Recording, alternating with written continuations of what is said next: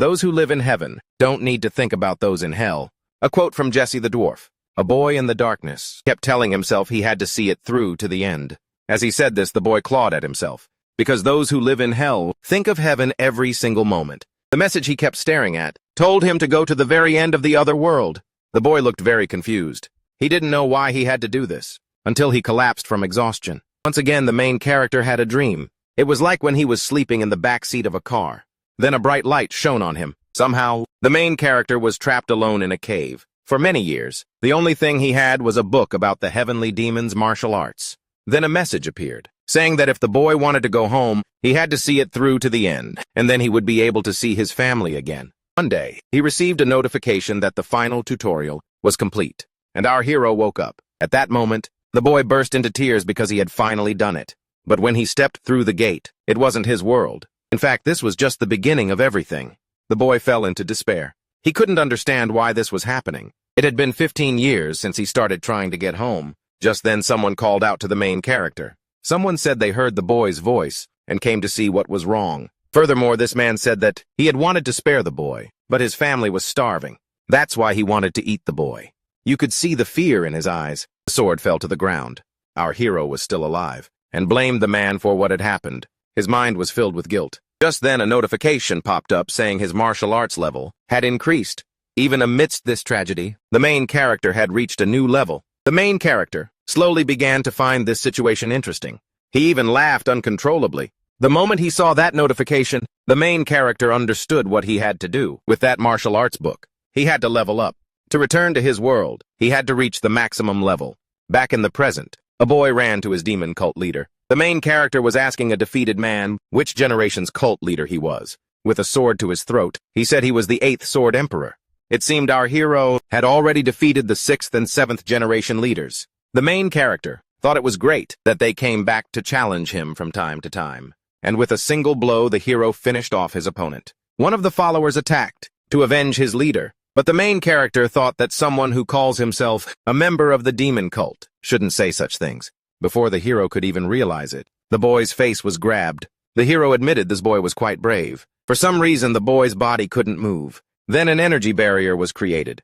The main character's power was terrifying. After this display, the hero told the boy to come back and challenge him when he was stronger. All he wanted was for their next encounter to be fun. He was now the next leader of the cult. Unfortunately, this time, the master he fought was nothing special. The main character didn't know what to do for fun. Everything was so boring that he was thinking of creating a group of masters of the Murim. Our hero opened his eyes and looked at the sky. He had lived in this reality for 145 years. All he wanted at first was to go home. But now, he couldn't even remember his family's faces anymore. For him, heaven never existed, because this hellish life had been his reality for a long time. The hero had reached the limit of his patience. Just then a notification appeared. It seemed the main character had reached the maximum level. Along with that, the restriction on ascension was lifted. The notification said he was returning to Earth. After all this time, it was finally happening. He found it hilarious. Now that he had given up on everything, they felt sorry for him. Maybe in reality, these beings were just messing with the main character. Now, the hero was attaining the power of a god. The problem was it was ridiculous, because our hero still had worldly desires. Our hero wondered if his life would always be filled with emotions. It had been too long. His family was probably gone by now, so he no longer had any desire to return. The only thing driving him was a sense of revenge. The notification asked if he wanted to return to his world. Our hero wanted revenge on the one who ruined his life. His hatred was so intense that he blew up the surrounding forest. Whoever it was, wherever they were, they would meet their end, because he would make sure of it. A bright light enveloped the entire area. After 145 years, he returned home. 2011. Earth. Before the Cassiahagen incident, a radiant woman said that the nightmare days were near. Just then a gate opened in the middle of the forest. This woman said that humanity must evolve. On the other side, thousands of red eyes were waiting to cross. The woman said people should not waste their blessings. Someone else said it was time for Si-hyun to appear. South Korea 2025, Red Wolf Dungeon. A pack of wolves chased a young man, and the wolves were monstrous. Archer skill power arrow. A powerful rain of magic saved the young man's life. The one who saved him was Captain Cha Un-sol. She was grateful she made it in time, but now they had to retreat. However, while his guard was down, a wolf attacked him from behind. Even the captain couldn't stop it. Unfortunately, he wasn't the only one. All the members of his team were being devoured by these creatures. Cha knew she was in a critical situation, because the wolf pack seemed endless. Her mana was also running out. If this continued, no one would get out of here alive. Amidst the chaos, she saw one of her men running away. She still tried to call out to him, but she still had to deal with the wolves, and even she was losing control of the situation. Seo ran desperately through the forest. For him, joining this team was a bad idea, so it was better for him to escape while he still could, and just then a gate opened in front of him.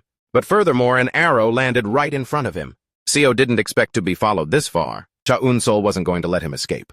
Trying to weasel his way out, Seo said he was glad to see his captain was still alive. As he ran, the girl grabbed his shirt. She yelled that she had warned him about the dangers. Now the whole team was dead, but Seo only cared that he was still alive. At least, Cha was glad to see the guy's true colors. She gave up on talking to him and told him to get lost, because she doubted that this time, Seo's father would be able to cover for him again. Just then his eyes filled with hatred, and that's when he called his captain's name. Before she could react, Seo attacked from behind. The guy's red power swirled around his hand and struck her in the chest, sending her flying. She only stopped when she hit a tree. Seo grabbed her by the hair, believing this girl was useless. He thought this girl was too arrogant for his liking. Since she wanted to be famous, he would help her. Seo recounted the story he planned to share, that because of Cha, everyone on the mission was wiped out. Then he activated the same magic again. Now Seo would end her life. Just then a storm formed in the sky, and lightning struck right behind the guy. When the smoke cleared, a figure appeared in that spot. Cha Si-hyun appeared on the battlefield. He had finally returned to Earth. The main character scoffed at the fact that the reward for reaching the max level was a return to Earth. That's why he swore revenge, and it was a promise. Just then, the hero heard a voice mocking him. Seo thought the main character was too cocky. He wanted to know where our hero came from, and who he was affiliated with. Cha Si-hyun just walked past him. Seo couldn't believe he was being ignored so openly. The hero observed that she had been fighting and was now seriously injured, and he was being ignored. This made Seo even more furious. But the worst part was, he had seen that guy with Cha, and now he couldn't let him go. Even though he didn't know who this person was, he still needed to eliminate him. Cha Si-hyun noticed the girl was wearing a necklace. That caught his attention. While the main character was observing the girl, Seo warned him not to say anything. But he didn't even wait for a reply, and attacked. However, a blast of energy pushed him back. The main character's power was too overwhelming, and it was in that moment that Seo realized the danger he was in. Cha Si-hyun said he understood what had happened. Moreover, he remembered that the guy had asked for his name. So he introduced himself as the Supreme Sword Sovereign, with the name Cha Si-hyun. Without realizing it, the hero was right above him. The main character said that nothing he said would make sense to Seo. A beam of energy shot out and disintegrated the guy. The energy carved a path deep into the forest, causing a huge explosion. There wasn't much left of the poor guy. Then the hero turned his back on him. Now he only cared about the girl on the ground. He was her brother. When Cha Eun-sol was little, her parents scolded her to stop her tantrum. Her mother said she was a big girl now. Her brother said that she just really liked the amusement park. But if they stayed any longer, they would both make their mom's life harder. The real reason she didn't want to leave was because her brother wasn't going with them. He was staying behind to study. Then he affectionately patted her head. Cha Eun-sol's brother promised that even when he went to college, he would always come visit her. Every time they were together, he would take her to the amusement park. With that promise, she cheered up. Back at the car, the little girl asked to be carried, and he obliged, knowing that one day she wouldn't be so little anymore. At the scene of the accident, Cha Eun-sol had been blaming herself all this time, thinking that if she hadn't been so stubborn, nothing would have happened. If it weren't for her, their parents would still be alive. The little girl searched for her brother, but he had vanished without a trace. In the present, her arm was being healed. Suddenly waking up, the main character said she would be fine, but it would take time to fully recover. Cha asked who the man was, and he replied that he figured she wouldn't recognize him. He said he couldn't carry her anymore, but the reason was because she was all grown up now. Her reaction was to think it was impossible. For a second, Cha Eun-sol caught a glimpse of her brother. She remembered him telling her to be brave, even when he was far away. Her first reaction was anger, then a mix of emotions. And all she could say was, "Where have you been all these years?"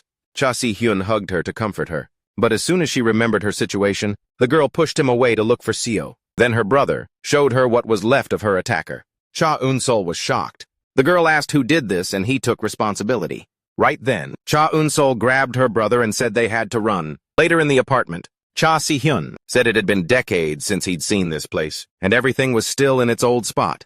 His sister said that director Seo Kang-jin would be after them. This man, besides being the father of her attacker, was also the director of the Aurora Guild and a notorious former gang member, very dangerous. He was also one of South Korea's 11 high-rank hunters. Cha Eun-sol should have reported what happened on the mission a long time ago. So Seo Kang-jin must have found out about his son through other means, and she would be the #1 suspect, since she was the only survivor of the mission. Cha Si-hyun asked if that was what his sister was worried about. If so, he would just get rid of this Seo Kang-jin guy too. But she scolded him, telling him to stop talking nonsense. That man was over level 50, and he didn't become a director by chance. Furthermore, she was about to go crazy with her brother who disappeared 14 years ago, suddenly returning and spouting a bunch of nonsense. She said that, after their parents died and her brother disappeared, things were really hard for her. Once again, she wanted to know where he had been all this time. For the first time, Cha Si-hyun received confirmation about what happened to his parents. Then he remarked that his sister found his way of speaking strange. The main character said that all this time, he had been living in a place called Murim, but before saying more, he wanted to understand everything. He wanted to know what hunters were, what guilds were, and if this world had the concept of levels. Cha Eun-sol told him to take it easy as there was a lot of information. But she wanted to leave that topic for later. Right now she had something to do. The archer was going to the Aurora Guild, so he should wait for her. Cha Si-hyun went into his room and was impressed, because nothing had changed. The main character also realized that his sister had grown stronger. Now he had to be the cool big brother that he couldn't be for all those years. To start, he would go find this guy named Seo Kang-jin. Just then, a loud noise came from the apartment entrance. There were 3 men in black. One of them activated a spell to break in. All 3 stood at the door ready to fight. One of them wanted to know where the girl was. Cha Si-hyun hadn't expected this. Seo Kang-jin himself had come looking for her. Cha Eun-sol went straight to the Aurora Guild office, but she was worried she'd be arrested as soon as she entered the building. She even considered if there was anyone she could ask for help. Just then the organization's vice guild master, Lee Ji-hee, came to ask if she was okay. She had heard that the girl was on a mission with the guild master's son. She wanted to know if something had happened. Cha Eun-sol didn't expect to run into Lee Ji-hee. After all, this woman was one of the strongest people in South Korea, truly loyal and fair, but it was always a mystery what she was thinking. Maybe this was her only chance. Back at the apartment break-in, Cha Si-hyun found this whole thing too brazen. He scolded the intruders, saying people shouldn't just break down other people's doors. One of the fighters got agitated, but the leader told him to calm down. Seo wanted to know where Cha Eun-sol was. He didn't care about the hero. The main character said that he was looking for the one who killed his son. So the hero revealed that it was him. Immediately the man lost control. But for Cha Si-hyun, this was how it was supposed to be. But Seo wanted to see if he was really that strong. The two rushed at each other, clashing with full force. At the same time, Lee was eager to meet him. Seo attacked, but the main character dodged the blow. He analyzed that his opponent had a lot of energy in his sword. It seems this was one of the hunters his sister had mentioned. Come to think of it, that kid used a strange skill similar to this. Maybe it was worth running a few experiments. His opponent prepared to attack again. Seo Kang-jin unleashed a series of attacks. Until the last second, the main character didn't even flinch. When the sword touched him, a barrier seemed to block the attack. Clearly the hero had figured things out. Cha Si-hyun believed his opponent was at the peak master level. This was truly impressive. Our hero blocked the attack with just one hand, as if it were nothing. The main character asked if there were about 1,000 more people like him. Seizing the opportunity, the subordinates moved to support their director. A beam of light shone on one of their shields. Cha Si-hyun was annoyed at being disturbed. That's when he saw a fiery glow. The mage launched a fireball at him. Seeing this, they believed they had won the fight. Seizing the moment, one of the fighters drew his sword. Cha Si-hyun then grabbed his blade with ease, and for him, things were starting to get interesting. For a second, the fighter stared into an abyss. The main character's power pushed him away with his energy alone. He couldn't understand how one person could be so strong. It made him wonder who this person really was. According to his sister, he had only been gone for 14 years, and the guys he was fighting were at the master level, meaning they were extremely talented. Humanity had reached the level of Murim in just 14 years, and there were even many peak masters. Quite impressive, but they were still not as strong as the 10 great masters of Murim. Cha Si-hyun recalled when he faced them. The main character said that the martial world rankings didn't have his name, so he decided to start from scratch. In the end, he was the only one left standing. Meanwhile, the main character's sister was on her way. For her, too much was happening at once, making her feel like she was going crazy. Now the vice guildmaster suddenly wanted to meet her brother, and she didn't know if that was a good or bad thing. She recalled that Lee had said if she helped them meet, the Vice Guildmaster would personally cover up the entire ongoing scandal. But it certainly wasn't an offer she could refuse. Meanwhile, Lee was thinking that she didn't want Cha Si-hyun to be her enemy. Then she tried to confirm with Cha Un-sol that her brother had disappeared years ago. 14 years ago to be exact, she said. Lee did the math and realized that number added up to 145. She couldn't even imagine how strong he must be. Then she wanted to know what kind of person he was. And Cha Un-sol said her brother was polite, kind, and a very good student. He had been accepted into a prestigious university with a full scholarship.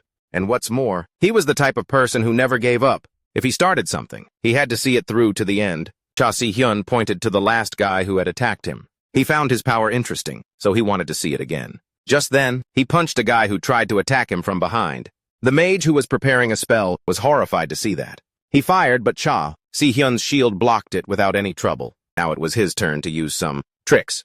The main character summoned giant ice creatures. In an instant, the mage was frozen solid. The shield bearer decided to run for his life, but his escape was blocked by a magical barrier. He didn't even notice when a bolt of lightning struck his forehead. Their leader thought it was ridiculous, how the shield bearer could be so careless. Now there was only one left. Besides, the main character believed that no thug was ever truly loyal to the end. Seo thought his opponent was a mage, but no magic should be able to block his attacks, and he hadn't noticed before. But the apartment was still intact despite the battle. Perhaps it was protected by a barrier. Seo asked if the hero knew they were coming and had prepared in advance. Cha Si-hyun said he used a mind sword to protect the apartment because he didn't want them to destroy it, but he knew it was hard to explain what that meant. However, the moment they stepped into his house, they were already in his domain. Seo swore he wouldn't die alone. His berserk ability activated. He unleashed a blast of energy. Cha Si-hyun was impressed that he was able to increase his power by so much, hoping to sacrifice himself. Seo ignored him and charged forward. He unleashed a flurry of blows. It seemed he had completely lost his mind. A sword flew towards our main character. Cha Si-hyun said he would teach Seo a lesson in manners, and with a single slash he cut him down, bisecting him with a single move. The main character told him to feel honored for receiving a blow from the peerless sword emperor. This morning, Lee and his sister finally arrived at the apartment and found the main character cleaning the house. But he said he was just warming up, even after making a red mess. Cha Un-sol said he had just gotten back and was already causing trouble, but her brother told her she should go to Murim and get stronger. The main character then noticed the Vice Guildmaster. He could feel her energy, resonating with the heavenly demons. Martial art, Lee was astonished that the main character could also use telepathy. And until now, she thought she was the only one until she went to the other world. The next day, Cha Un-sol was sleeping in her room. Suddenly, she woke up. Without thinking, she ran. Scared, Cha Un-sol called for her brother. That's when she heard his voice. Cha Si-hyun even joked, asking if she thought he had disappeared again. Relieved that it wasn't a dream, she asked why he was up so early. But he told her to wait a second and check her phone. And it seemed something had caught his attention. It had been a week since the main character returned. But everything still felt like a dream. Vice Guildmaster Lee Ji-hee just said they would meet again. Then someone came and cleaned the apartment that same day. A news report was released, detailing the tragic fate of Seo Jong-yoon and the retirement announcement of his father, Seo Kang-jin. Lee Ji-hee had kept her promise.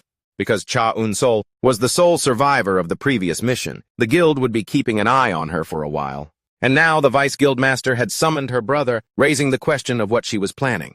All she could do was hope her brother was safe. Lee Ji-hee was sitting alone in a cafe. Cha Si-hyun found it funny, and she doesn't seem worried about a thing. After all, she always has bodyguards around her. First, she told him to hurry up and give her the rundown. They're not bodyguards, just a single escort. When Cha Si-hyun took a sip of the tea, he recognized the flavor. Lee said she used to visit Seongho Gate just to drink that tea. Of course, that was when she was still in Murim. The protagonist appreciated her getting straight to the point. She explained that there were 3 people who went to the other world. Besides the 2 of them, there was also the master of the Twilight Guild Park Tae-hun, with whom her guild had a deep-seated feud. Lee had found out a few things after talking to their guild master, like how in 2011, he woke up in a cave, and next to him was a book titled Heavenly Demons Martial Arts. Once he left the cave, he found himself in the world of Murim. That was the exact same experience the protagonist had. He had also received the same message. If you want to return to your world, you must reach the end of that world. Cha Si-hyun returned just as the era of hunters and raids began, and that was likely related to their journey to the other universe. She asked him what he knew about the dungeons. He said that 14 years ago when a goddess appeared, the monster raids and the class system, just like in an RPG, came along with her. The protagonist wanted to know how she and Park returned to this world, and Lee replied that they had died. Instantly, she felt a shift in his energy. Our protagonist recalled that they had asked him to witness the end of that world. Cha Si-hyun was extremely agitated. He wondered if the goddess knew who sent him to Murim, just as reaching the max level helped him return. Earth must also have an equivalent reward for doing the same thing as a hunter. That was probably how he would get the answers he was looking for. Lee became a bit nervous about what was happening. Our protagonist demanded to know why she had approached him. She then asked if they could take a walk. Lee explained that her guild was on the brink of conflict with Park's, but now they had lost their guildmaster. And since the protagonist was responsible for that, she asked him to take responsibility. The vice guildmaster wanted Cha Si-hyun to join her guild in a management position. In return, she promised fame and fortune. Our protagonist said that, since she was his sister's superior, he couldn't just ignore the offer. But even so, he would refuse. When asked why, he said he preferred to act alone. And there was one more thing. Cha Si-hyun didn't want to be a subordinate to someone weaker than him. Lee pondered what he had just said and suggested they settle it with a test to see who was stronger. The protagonist said he was in Murim for about 145 years. The vice guildmaster replied that age and skill aren't proportional to each other. Cha Si-hyun agreed because even if someone were there for 300 years, they still wouldn't be as strong as him. Lee said she wanted to see for herself. A surge of energy escaped from her and spread throughout the protagonist's space. That power took the form of an eye created from magic. This skill was called Dance of Shadows. All of his senses were affected, and everything around him began to darken. Creating this technique on such a large scale clearly required immense energy. This was Lee's unique power. It seemed she had created a small dimension. From the outside, nothing looked different, except that they had vanished. In Murim, she was called the Red Cherry, and she had never failed. In any assassination mission, Cha Si-hyun had suspected she was a fighter to the end. But now there were only two options. It was a fight for survival. Although she threatened him, the protagonist believed the purpose of this skill wasn't to trap an opponent. And in that very moment, she held a blade to his neck. Lee said he was right. Cha Si-hyun dodged the dagger. Lee changed the angle of the blade. With just the palm of his hand, the protagonist blocked every attack. Even at that speed, she couldn't get past his defenses. She then prepared for another series of attacks. With the next volley, the protagonist finally jumped back. Now at a distance, he remarked that she had a strange fighting style, the martial art style of the greatest assassin in Murim the Black King. She was stunned that he recognized it with just a glance. Cha Si-hyun said he once fought someone who used it, but that person was inexperienced at the time, as he had accidentally beaten him in a second. The protagonist made an offer. If she could defeat him in 3 moves or less, he would join the guild. But that last exchange already counted as the first move. Lee accepted the challenge. Cha Si-hyun found it interesting that she completely vanished from his senses. It was as if she had become invisible. 3 streams of energy flew towards him, but he found the movement amusing. The protagonist tried to evade. Even as he fled, the magic continued to pursue him. Cha Si-hyun now prepared his own technique. He used his energy to deflect the attack. The protagonist emerged without a scratch. But even so, he acknowledged her power. It was amazing. The very next moment, she attacked him again. That was the second move. Lee then created some distance. The vice guildmaster admitted she had heard about the protagonist. She knew he was the strongest of all masters. That's why, if Cha Si-hyun were the strongest, spikes of energy rose from the ground. Lee then declared something. If she defeats him, then she would be the strongest in the world. The protagonist found this challenge fascinating. With that display of power, he was momentarily speechless. This was her ultimate attack, the technique of the Shadow Blade Troop. Lee poured everything she had into it. The shadows closed in from all directions. In defense, he used his heart sword, creating a massive explosion. Light and shadow fought to overwhelm each other. The energy struck Lee. A giant boulder flew towards her, but her body wouldn't move, as if something was holding her in place. At the last second, the protagonist saved her. That was the third move. It's over. Cha Si-hyun asked if she wanted to continue. Trembling, she admitted defeat. The sky then returned to normal. She wouldn't fight anymore. But in return, she wanted to know one thing. Lee wanted to know what he did. Because for a moment, she felt like she was fighting something she could never conquer. Cha Si-hyun said she was confident when using that space in her domain. That's true, she would be stronger than any ordinary person. That last part caught her off guard. She then asked what level he had reached. In the end, the protagonist concluded it was a good match. So he agreed to join Aurora. But they would need to support him with materials and information. However, he would be a freeman, not an official member. You could say they would be allies, since our hero didn't want to take orders from anyone. Lee agreed on one condition. He had to promise never to join the Twilight Guild, no matter what happened, and so he swore it. Swore on his title of Overlord Sword Emperor. But Lee found that name a bit too flashy. Also, Cha Si-hyun said he didn't want to be followed anymore. This was the final warning. The Vice Guild Master promised she wouldn't do anything to jeopardize their relationship. He then tore his shirt. It was his sign of apology. Cha Si-hyun admitted he had provoked her, but it was because he wanted to see a high-ranking hunter in action. For a second, he even seemed a bit embarrassed, but she said she didn't mind, as it allowed her to fight, at her full strength without holding back. Curious, our hero asked, why she chose to learn a school of assassination above all others. Lee replied it was because she once had a desperate thought that she needed to finish someone. And just like that, the topic ended. Our hero recalled the messages he used to receive about what he needed to do to return to his world. Cha Si-hyun felt the same drive for revenge as she did. A car waited at the edge of a dirt road. The bodyguard seemed to have been worried until the very end. She got in and he asked if she was okay. The man noticed she had used Dance of Shadows, and the woman said she couldn't even scratch her target with that technique. As expected, he was beyond any normal standards, so now she was completely drained of mana. Worse yet, she didn't even land a single hit on him. She didn't even know how he defended himself. Lee admitted she was defeated. The man then asked if she intended to send the protagonist to the festival. The Vice Guildmaster said that he would be a key factor in countering Park. She recalled a man telling her that she had to follow his lead because he was the god of war. Without Cha Si-hyun, she knew they would be toast. The protagonist finally got home, but before he could say anything, his sister ran up and hugged him tightly. And at first he couldn't even understand why she was acting that way, because now she was trying to crush him with a hug. From now on, she didn't want him to go anywhere or get involved in anything dangerous. She was afraid he would disappear again. Cha Si-hyun understood his sister's feelings, but he revealed that he was thinking of becoming a hunter, and his sister was not happy about that at all. The protagonist explained that the mystic cube he had was given by Lee Ji-hye. With this item, he could access his status window. Cha Si-hyun then took the item. Instantly, the cube began to glow. The item gradually started to disintegrate. Even the protagonist was starting to feel a bit disappointed, because nothing was happening. Cha Si-hyun frowned, thinking Lee was a scammer. But his sister told him to try accessing his status screen. 2 images appeared. One showed he was at max level, and the other at level 1, stating he had no class. The orange one was from Murim, and only he could see it. On the other side was the blue one. It showed his hunter status. His sister wanted to see what class he got, and she seemed surprised. Then the girl celebrated, saying his destiny wasn't to be a hunter, and that was something to celebrate. In this world, there are 6 basic classes: warrior, tank, mage, priest, archer, and rogue. Everyone starts with a basic class that cannot be changed, and then develops into an advanced class. For example, an archer becomes a marksman, but the protagonist didn't have any of those. To her, it was proof that he was just an ordinary person. Of course, an ordinary person could still be a hunter, but the problem lay with the skills. That's why she hoped he would give up. A hunter needs experience points to level up and acquire skills to fight monsters. Conversely, someone without a class would need to learn skills manually.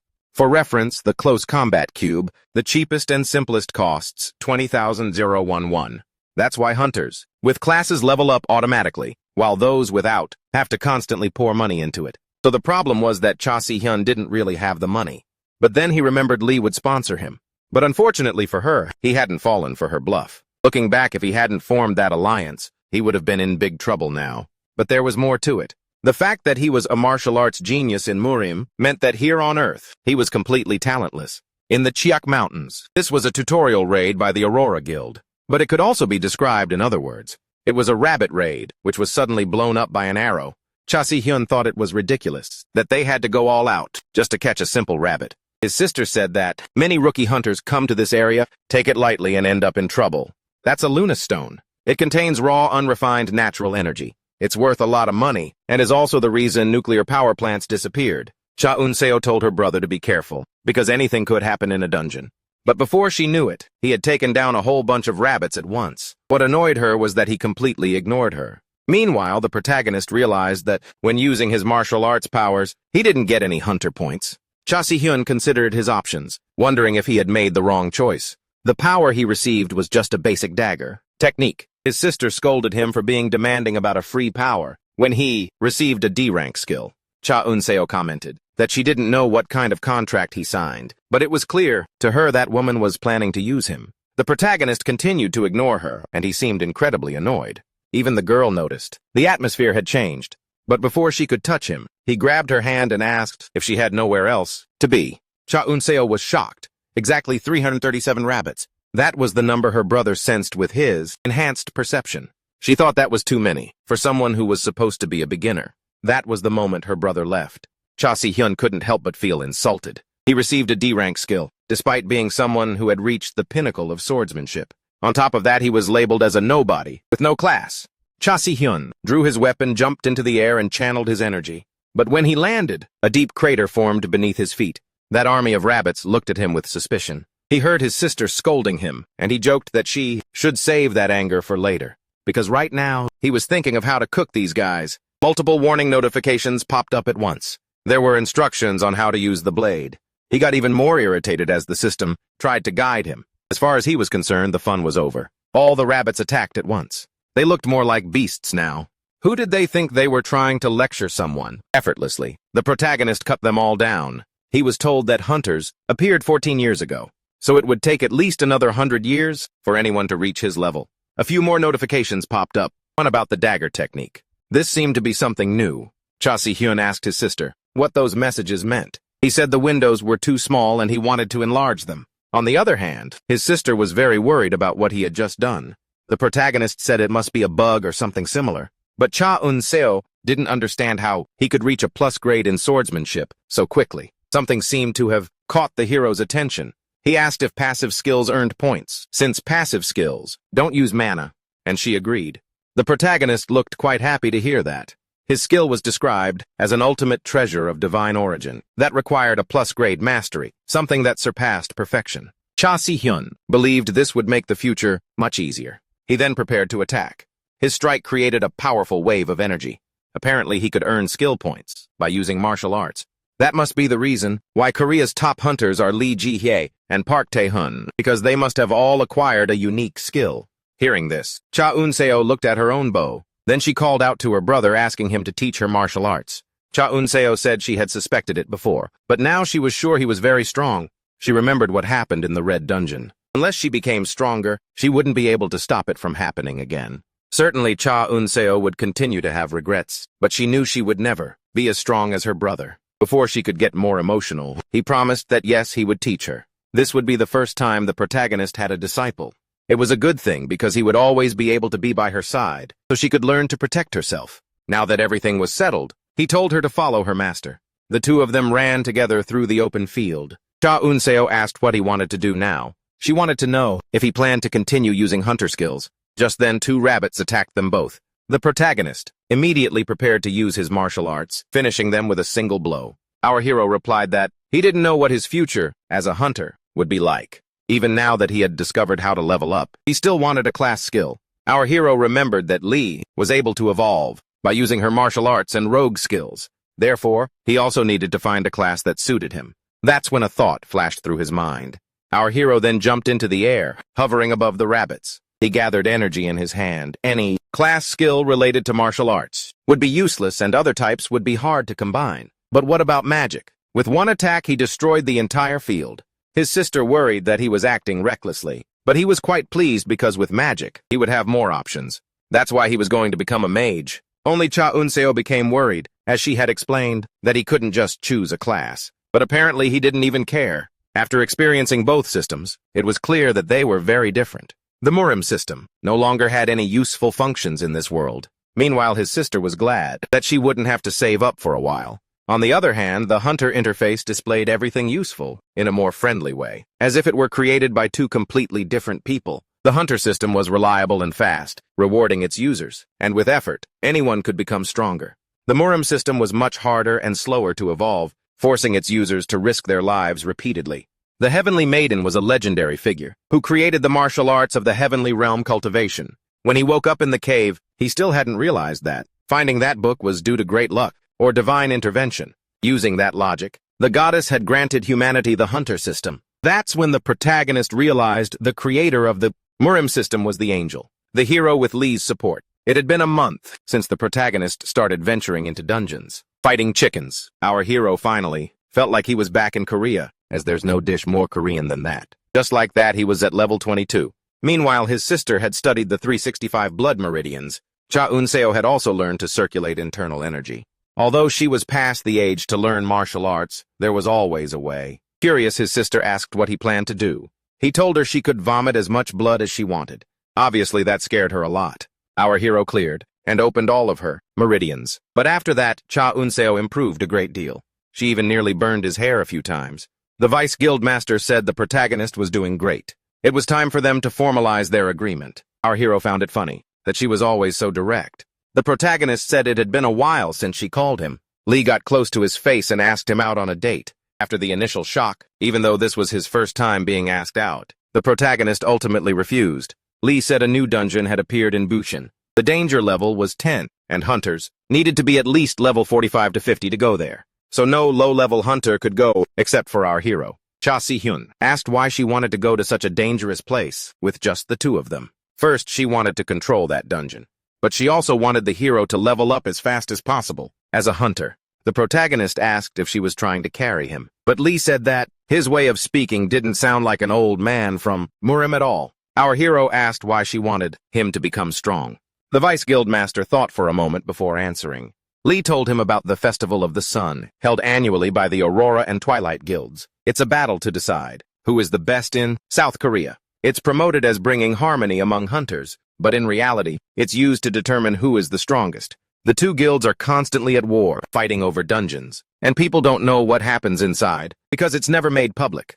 Cha Si-hyun wanted to know the reason for these battles, guessing that the dungeon disputes weren't the only cause. She said it was because of Park. He suddenly started attacking Aurora for no reason, as if he had gone mad. It was all because he wanted everyone to start following something called the Angel. At that, the protagonist got angry and started shouting at her, telling her to spill everything about it. But Lee said all she knew was that Park had received a message from Murim.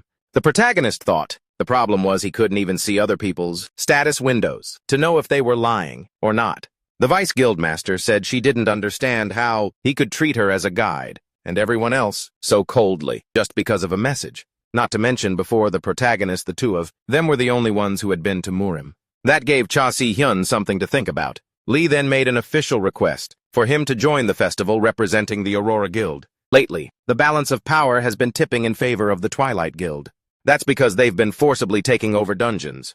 And when this imbalance is exposed at the festival, it could mean the end for Aurora, especially now that they've lost one of their key members, the former director, because of our hero. But Cha Si-hyun still didn't get why she wanted him to grow as a hunter.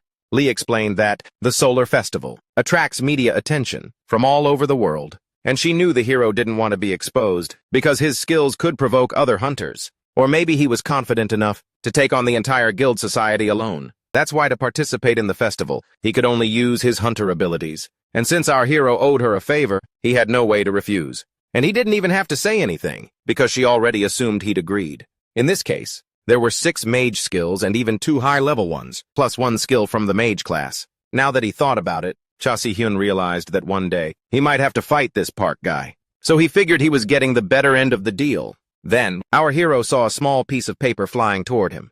Because unlike in Murim, in our world there are laws, and now the main character had to sign some contracts.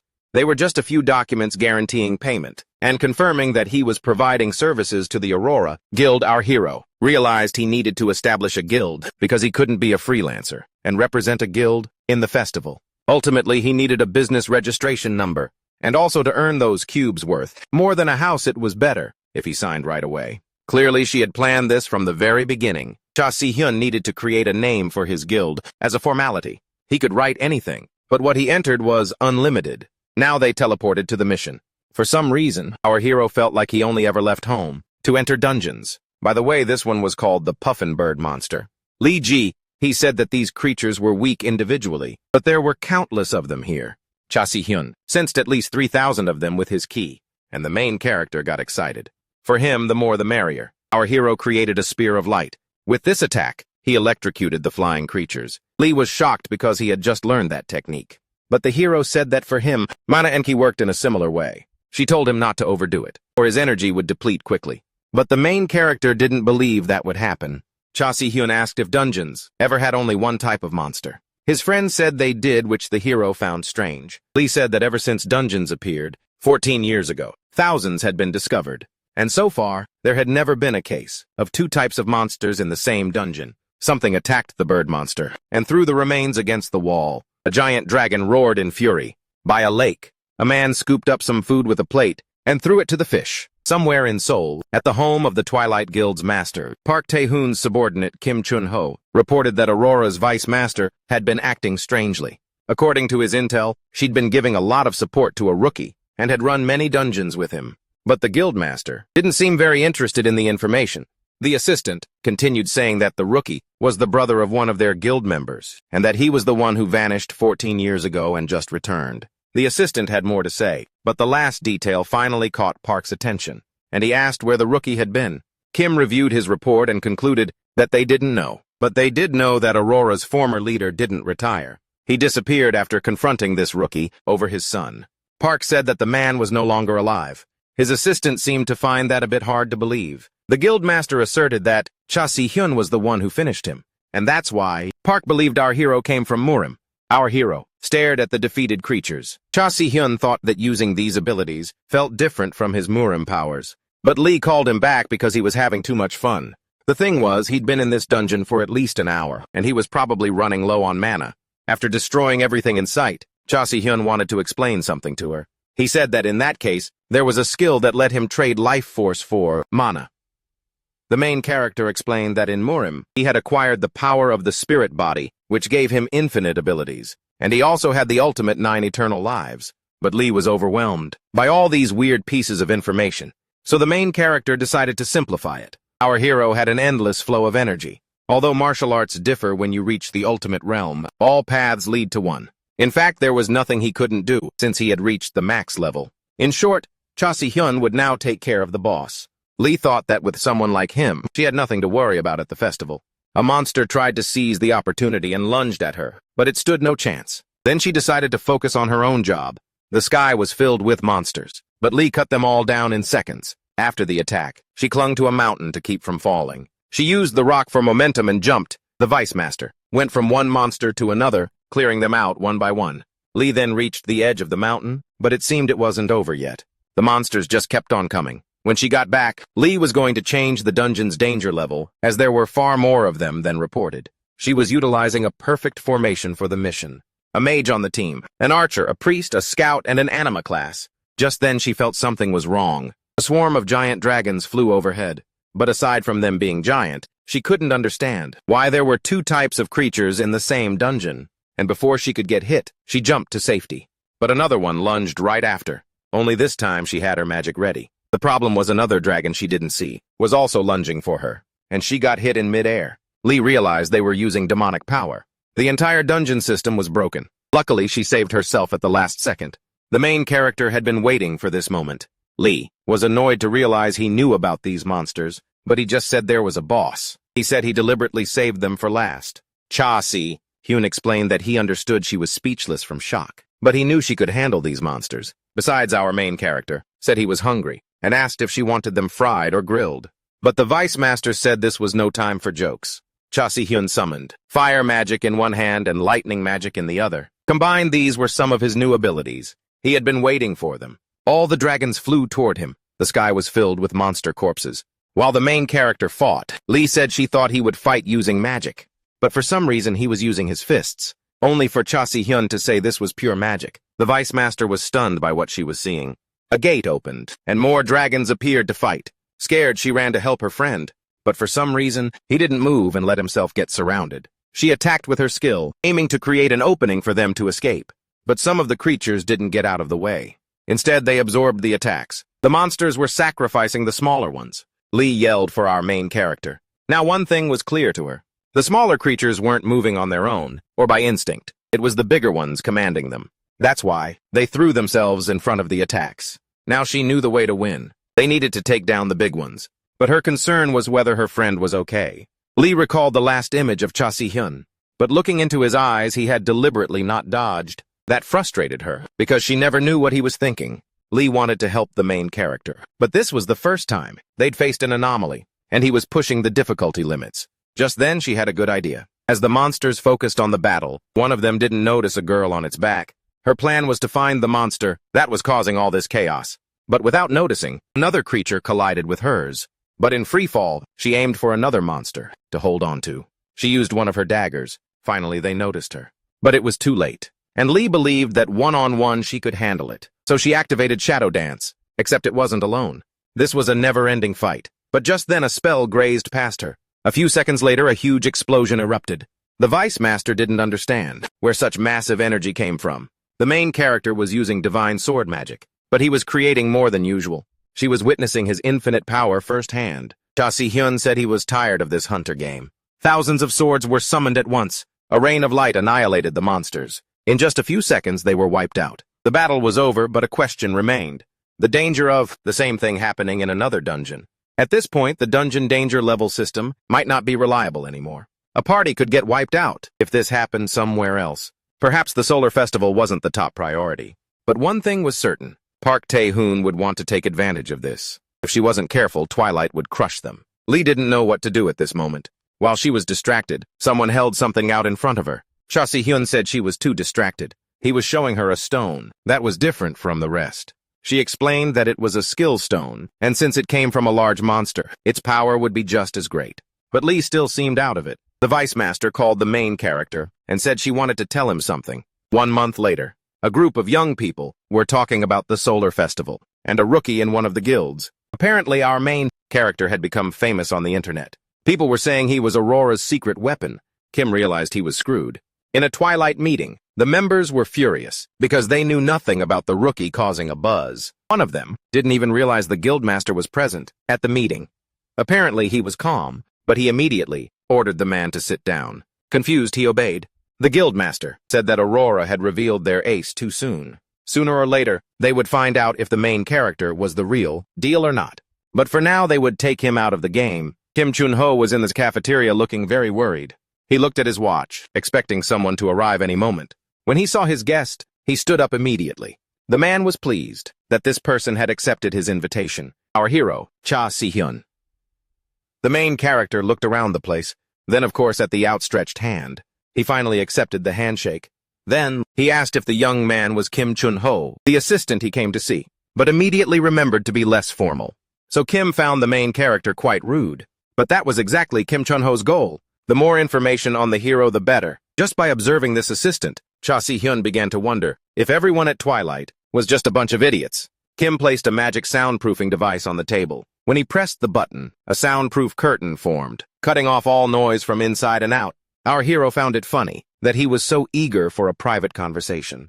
The first thing Kim said was that his guild wanted to partner with the main character. Cha Si-hyun said that he was actually already partnered with Aurora. Kim said he knew that, and that the main character was also receiving financial support. Additionally, they knew about the Seo Kang-jin incident, and they had been tracking the main character in dungeons, along with Lee Ji-hee. Even so, they knew the main character chose not to join Aurora. Instead, he created a one-man guild and built a friendly relationship with Aurora. Knowing all this, Kim deduced that there was some distance between the main character and the guild. That's why he made an offer, promising to give him everything he needed, and more. Cha Si-hyun changed his mind about this man. He had a perfect sales pitch, with solid arguments. Kim offered to explain the paperwork, but our hero refused. The main character said he only came out of curiosity, but he realized it was all a waste of time. Kim still tried to salvage the negotiation. Kim said that if he didn't participate in the festival, he would earn a lot of money. But Cha Si-hyun said that besides owing Lee a lot, he simply didn't like to lose. Still, Kim tried to stop him from leaving. There was much more to say. A man asked the assistant how much longer he was going to stare at the door. The guildmaster had been there the whole time. Park recalled something he had asked Kim. He wanted his assistant to drag out the conversation for as long as possible, because he had been listening to everything from the start. Kim tried to apologize, but Park said it was useless now. What he saw was strange. He left the meeting wondering who on earth this Cha Si-hyun was. Lee received a report about what happened at the meeting and thought Park must be furious. Our hero said that Park had probably realized he was from Murim, but since his title wasn't widely spread, it was fine. As soon as he entered the diner, our hero felt Park raising his key. Lee believed that he wouldn't bother them for a while, since his plan didn't go as expected. The main character asked how the investigation was going, and the Vice Master said that so far, no accidents had occurred, at least for now. He recalled when she thanked him for finding the real monster in the dungeon and saving her life. Our hero asked if there was anything else he could help with, but she said not for now. But she noticed Cha Si-hyun seemed a bit down. Before he could answer, his sister called and said it was time to go. At the same time, he hung up, because the two of them were going to a cemetery. Behind a pane of glass was a picture of their family. Cha-un, Seo told their father, that her brother was finally back. But our hero observed the scene from a distance. He thought coming here was a mistake. The main character had become a very different person. But he couldn't even cry, not even in a situation like this. He didn't want to show his sister this inhuman side of himself.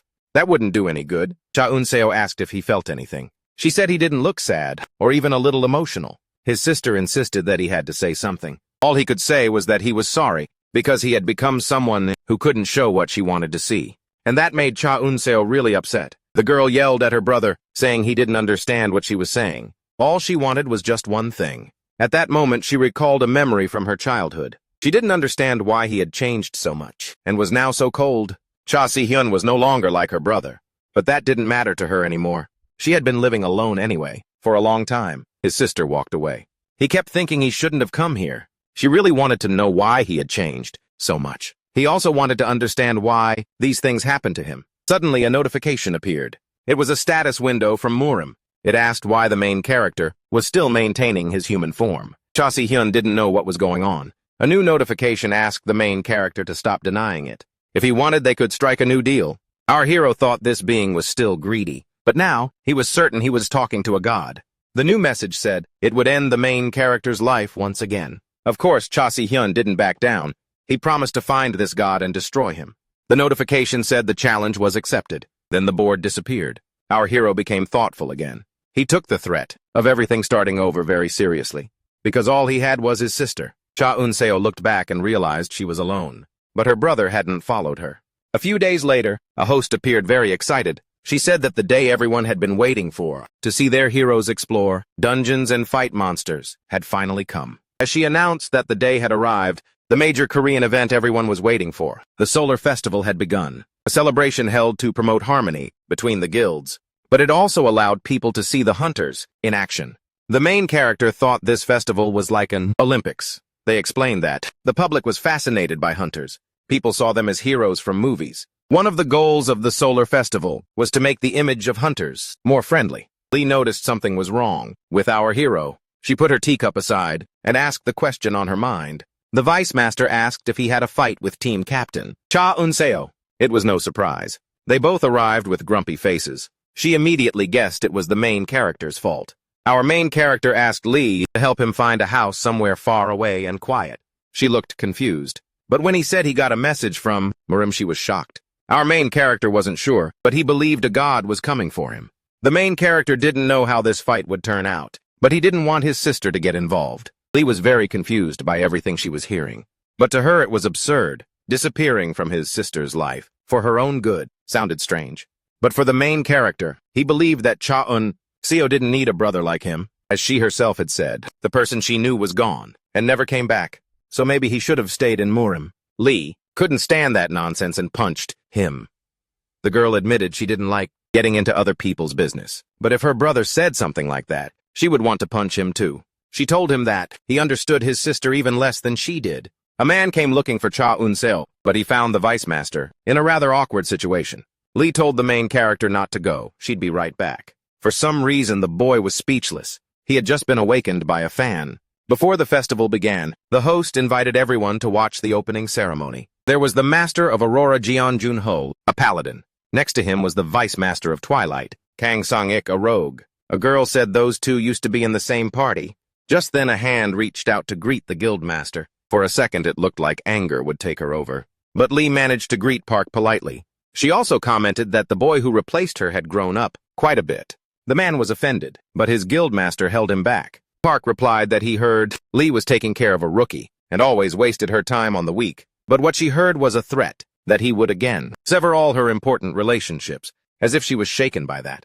But her response was that she would take his words as a compliment, although in reality, she was accepting his challenge. Her solar festival started now. A match had begun. The fight progressed, with the warrior using a combo attack skill. While the shield-bearer was struggling, the girl tried to block the blows. The warrior seized the opportunity to attack again with his spear. Eventually, she couldn't take it and was defeated. The fifth one-on-one match ended with the victory of a Twilight member, and even with a blunt spear, he still seriously injured his opponent. But Park was satisfied with the result, although the match lasted longer than expected. Against an opponent he considered nothing special. Naturally, Lee found his attitude extremely arrogant. Finally, the guild master decided to leave, hoping the next match would be more interesting. Lee simply watched curiously at the exit. His vice master was waiting. The rogue asked Park when he could finish off Lee Ji. But the guild master told him to be patient. Her time was coming. For now, he was more interested in Cha Eun-seo. He wanted to go say hello. The host announced the Archers' survival arena sounding, excited to see the marksman in action. She asked her co-host who he was rooting for. The commentator said he was keeping an eye on Cha Eun-seo because she was young and had shown excellent results so far. Although, unfortunately, she recently had an accident in the Red Wolf dungeon. Some team members wondered why the vice master had put her in charge of the team after what happened. Cha Eun-seo heard this and demanded that if they had something to say, they say it to her face. The two gossipers were stunned silent, but eventually they walked away with their tails between their legs. Cha Eun-seo was showing signs of mental fatigue. The reason was that she hadn't spoken to her brother since that day, and just thinking about it made her anxious. Just then she received a message. Someone had come to speak with her. Of course, Cha Eun-seo braced herself. To her disappointment, it was the vice guildmaster asking if she was okay. Cha Eun-seo seemed suspicious, but Lee said she came to cheer on her team. She mentioned she had planned to come with the protagonist, but he had disappeared. Lee immediately realized she'd hit a sore spot. Knowing what she was going through, the vice guildmaster advised the girl to talk it out with her brother. Cha Eun-seo asked why Lee was interfering in her life, and she replied that she was just concerned about the person she was investing in. To her, the vice guildmaster was shamelessly controlling her brother. She blamed Lee for her brother wanting to become a hunter, right after finally getting his normal life back. To Cha Eun-seo, he should never have stepped into this world. It was ridiculous that he wanted to become even stronger than he already was. It was clear to her that her brother was hiding something. With teary eyes, she said he was no longer the person she once knew. Now he was a cold and distant person. The announcer declared the Archers' competition was about to begin. Cha Eun-seo excused herself and apologized for how she acted. But before she left, Lee said that her brother never wanted to change that much. She shared that she had gone through the same suffering as Cha Si-hyun, but Lee said that he had fallen into hell and had been there for a long time. It's impossible to escape a place like that and still be normal. And of course he wouldn't want his sister to see that side of him. But Cha Eun-seo found it strange that she had to hear this from the vice guildmaster instead of from her own brother. It felt like she wasn't worthy of his trust. Unlike Lee, who was in the same boat as her brother. After Cha Eun-seo left, the vice guildmaster looked towards someone. Apparently, he had been there the whole time listening to everything. Though he wouldn't admit it, she knew he cared too much about his sister to just abandon her, like he said. Lee thought this attitude reminded her of Park. She grabbed him, yelling at him, saying that Cha Eun-seo was no longer a little girl, and he should be more honest. Lee didn't believe hiding his intentions would do any good for their relationship. The vice guildmaster told him to follow, as she would show him a side of Cha Eun-seo that he didn't know. A flare signaled the start. Silhouettes emerged from the rubble in an instant. 6 members from both guilds would face off. As Park watched in horror, what was about to happen? After all, he had prepared something special. And so the game began. Over the radio, a voice named Charlie reported that they had found the enemy. The golf team reported they were also engaged, 200 meters away. Cha Eun-seo recalled her argument about her brother. Because of that, her anger flared. What made her even sadder was that he had relied on Lee instead of her. A few messages about a chase came in, but Cha Eun-seo kept thinking about the fight. Then she spotted an enemy, but her teammate reported the target was too far. 300 meters was out of a sniper's range. But the girl took the risk. Cha Eun-seo charged her arrow with energy and used her sniping skill. The target even saw the attack coming, but there was nothing they could do. Just like that, the 6th member of Squid Line was eliminated from the game. She then confirmed the hit, and her teammate was speechless. All that Cha Eun-seo wanted was to not be underestimated. As a child, she remembered everyone pitying her situation for having lost her entire family. People said that even her brother's body was never found, but she believed he was still alive and well somewhere. It was then that she saw it, a message on TV about a great change in the world. The goddess had warned that humanity needed to evolve. And because of crazy things like gods, monsters, and dungeons, she believed more than ever that her brother was still alive, somehow. After taking an aptitude test, she got the archer class and attended a Hunter University on a scholarship. But it was there that someone poured a carton of milk on her head. People bullied her for being an orphan. The other students also didn't like that she got to attend for free. But before he could say anything more, he was hit with a tray. Cha Eun-seo told them not to be jealous, because when their parents met the same fate, they would understand. But he insulted her again, so she challenged him to a fight outside. And that's how she graduated, at the top of her class, and joined the most famous guild, Aurora. A blue creature charged forward. Cha Eun-seo used her bow to defend herself, while trying to touch an arrow. Once she did, she plunged the blade into the monster. Once again, she had to fend for herself. Lee showed up a little late, saying she had come to help. Clearly, she didn't need it anymore. The vice master then asked for the rookie's name, who answered without hesitation. Having caught the guild master's attention, she became part of the leadership at a young age. And at that time, that guy didn't like this one bit. In the end, this whole journey was in line with her goal. Cha Eun-seo wanted to become stronger, to survive without her brother, and not let her mind grow weak. That's why she constantly pushed herself to the limit. Cha Eun-seo looked at the locket with her family photo. In the end, she felt it was all for nothing, since her brother had abandoned her for Lee. She knew her brother was strong, but even so, Cha Eun-seo wasn't that weak. After her tantrum, she calmed down a bit. Things were quieter than usual. Cha Eun-seo reported over the radio that she was changing her position. That's when she noticed a rain of arrows heading for her. Unfortunately, she ended up getting hit. One of the teams reported that their target had just been identified. Luckily, the arrow didn't pierce her muscle. But the problem was that the arrowheads were supposed to be blunted. And they were. Apparently, they were using real weapons. The team leader reported that there was no signal in this area to call for help. Cha Eun-seo found that ridiculous and said she had never needed such a thing in her life. First, she threw away the arrow. Then she readied her bow. And finally, she told them all to come at her at once. The leader gave the order. A rain of arrows fell from the sky, but they only hit empty space. Cha Eun-seo leaped over their heads. She activated her archer skill. The arrowhead multiplied with magic.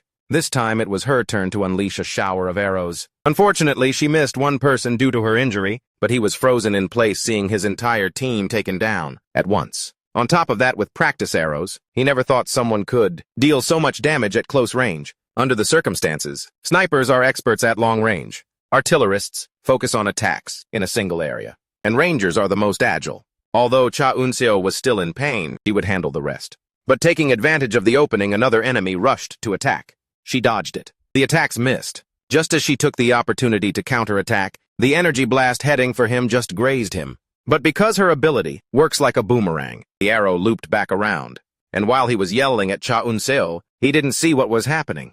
He ended up getting shot in the back. Another one down. Cha Eun-seo was victorious. In the end, the fight became a one-on-one duel. Both stared each other down in the tension of battle. The one who was shot got back up. He took the opportunity to attack her from behind. The arrow flew towards Cha Eun-seo. The worst part was, she didn't realize what was happening. But at the last second, the archer remembered her brother's words about using martial arts like a master. She caught the arrow right out of the air. The archer could hardly believe what he was seeing. Cha Eun-seo rushed in like a bolt of lightning. She threw one of the hardest punches anyone had ever taken. This time he definitely wasn't getting back up.